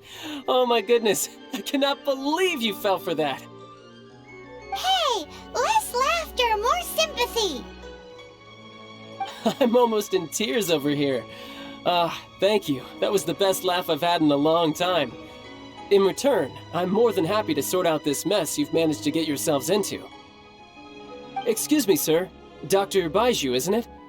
Truly honored. I'm Child, one of the F2P Harbingers. Forgive my audacity, but I see a great many opportunities for us to collaborate in the future. If Boo Boo Pharmacy needed a stable supply of, say, coconut milk, the F2P could help by setting up a robust and speedy distribution network. Strange. I knew the F2P infiltrated businesses with seductive deals, but so much fuss over coconut milk? Coconut milk. Baiju, quick. Chi-Chi wants coconut milk. Ah, yes, of course, Chi-Chi. Anything you want. Thank you, Child. I look forward to a successful collaboration in the future. I can give you a discount on that everlasting incense, too. Let's say 2,990,000 mora. That's like 0 difference from 3 million! 2,990,000. Also an innocuous number in and of itself, though practically speaking, it is a whole 10,000 less than the original sum of 3 million. Well, now that this is settled, we must head back to Yujing Terrace. Mr. Child, Dr. Baiju, little Miss Chi-Chi, see you soon.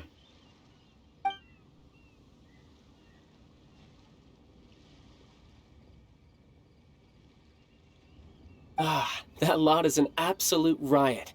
Honestly, I can't remember the last time I laughed so hard. So, you've been eavesdropping, I hope. What have I missed? Yes, Master Child. They spoke of the Qixing taking the Golden House. Well, well, well. Ningguang and her Qixing cronies. What else would they be hiding in the Golden House, if not the Exuvia? I apologize, but I warned you, didn't I? As the old Liu saying goes, the walls have ears.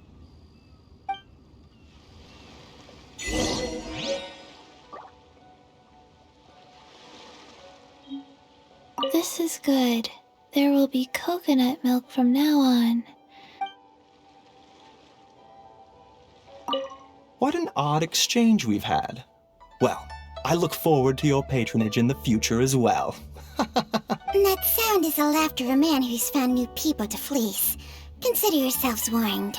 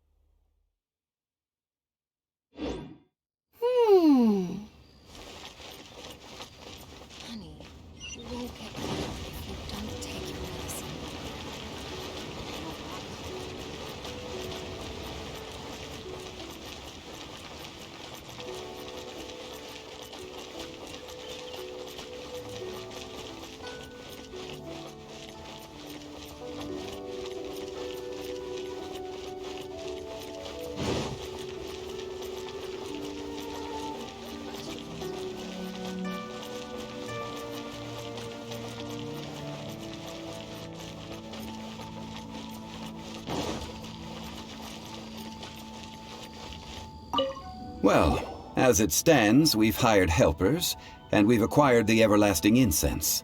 The completion of our preparations is not far off. Whew, finally! Well, traveler, have you gained anything from our adventure so far? Odd.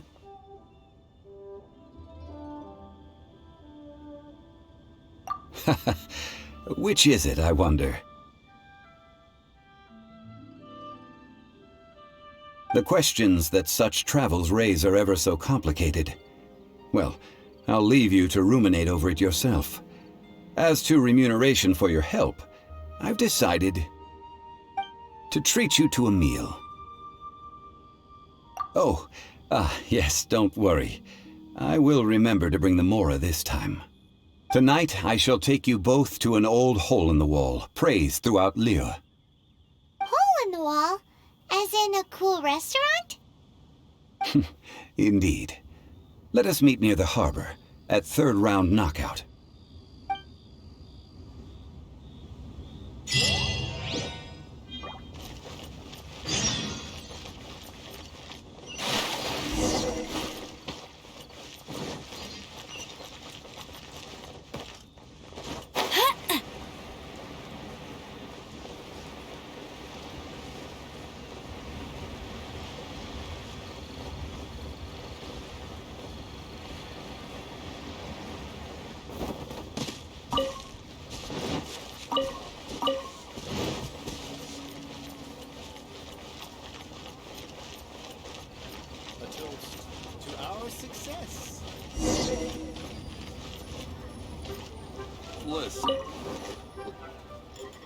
Ah, you're here. There's no need to order. I've already done so. Third round knockout is not for lightweights, like those taverns in Mondstadt.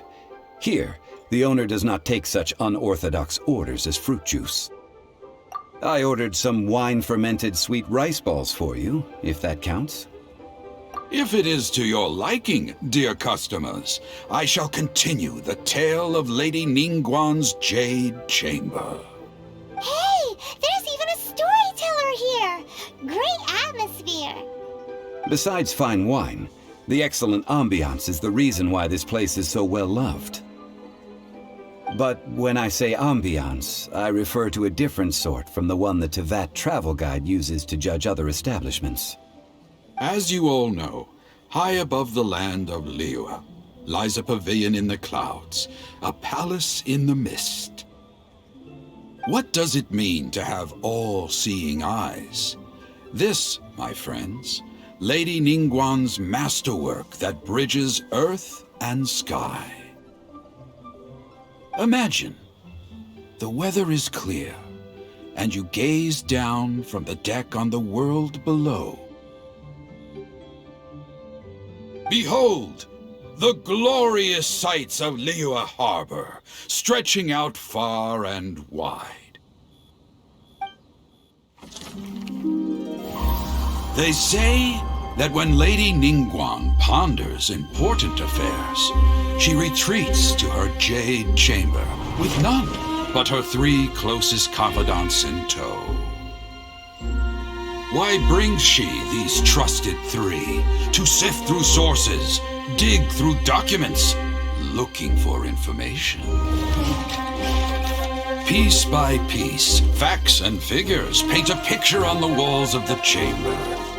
But well before the wall is filled, Lady Ningguang's mind is made up. Having made her call, she has every last document shredded, and whoosh, she scatters the shavings out her window. Ah, look at them, how they billow in the wind like a sudden swirling blizzard. As the fragments fall, traces of text flicker before the eyes of the merchants of Liyue, like ink stains in white snow. The saying goes, the rarest treasures in the land are the words brought by the paper snow. For the words of the Tianquan have the power to move mountains, and all throughout the land know it.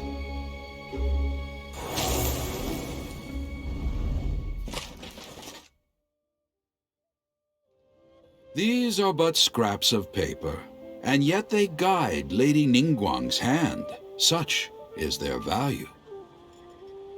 Merely grasping one or two of them will surely gift you a fragment of her wisdom, enough to stay a step or two ahead of your peers. Tianquan Ningguang. Feels like we're hearing this name a lot. Liyue locals talk about her. The Fatui hate her. She's most likely the one who hid the Exuvia, and we saw her at the Rite of Dissension. Huh. Paimon wonders what sort of person she is. At last I have found you. You who returned from Jueyun Karst. Who's there? Wait, I am not with the Millelith, nor am I here to claim your bounty. However, I am an emissary of the Liyue Qixing. My name is Ganyu, secretary at the Yuehai Pavilion, and I have come specifically to meet you. Well, in concrete terms, I am the corporate secretary for the Qixing. At the moment, I am serving as Lady Ningguang's special emissary. Ningguang sent you? We were literally just talking about her. My apologies, you who have returned from Jueyun Karst. I am duty-bound and cannot extend my courtesy to you in full. But I have with me a letter from Lady Ningguang. She extends a formal invitation to you in her capacity as Tianquan. She invites you to her palace in the sky. An official invitation? Lady Ningguang said this. Invite her to come here. I wish to meet her. At the Jade Chamber, together we shall snip every one of these entwining dark threads.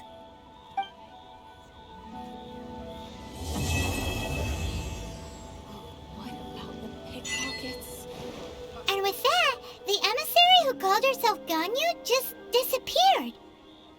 But we've received an invitation from the Liyue Qixing. Paimon still can't believe it. We'll be meeting people that have way more money than Paimon could ever count. We should be on our best manners. An invitation to visit the Jade Chamber is a rare honor indeed. You'd best be on your way now. But don't forget about the rite of parting. Once you've finished at the Jade Chamber, meet me at Dihua Marsh. Don't worry, we won't forget. Dihua Marsh. We'll see you there.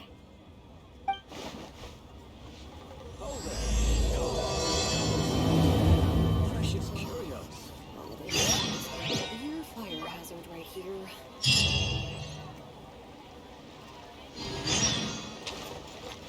A toast to our success.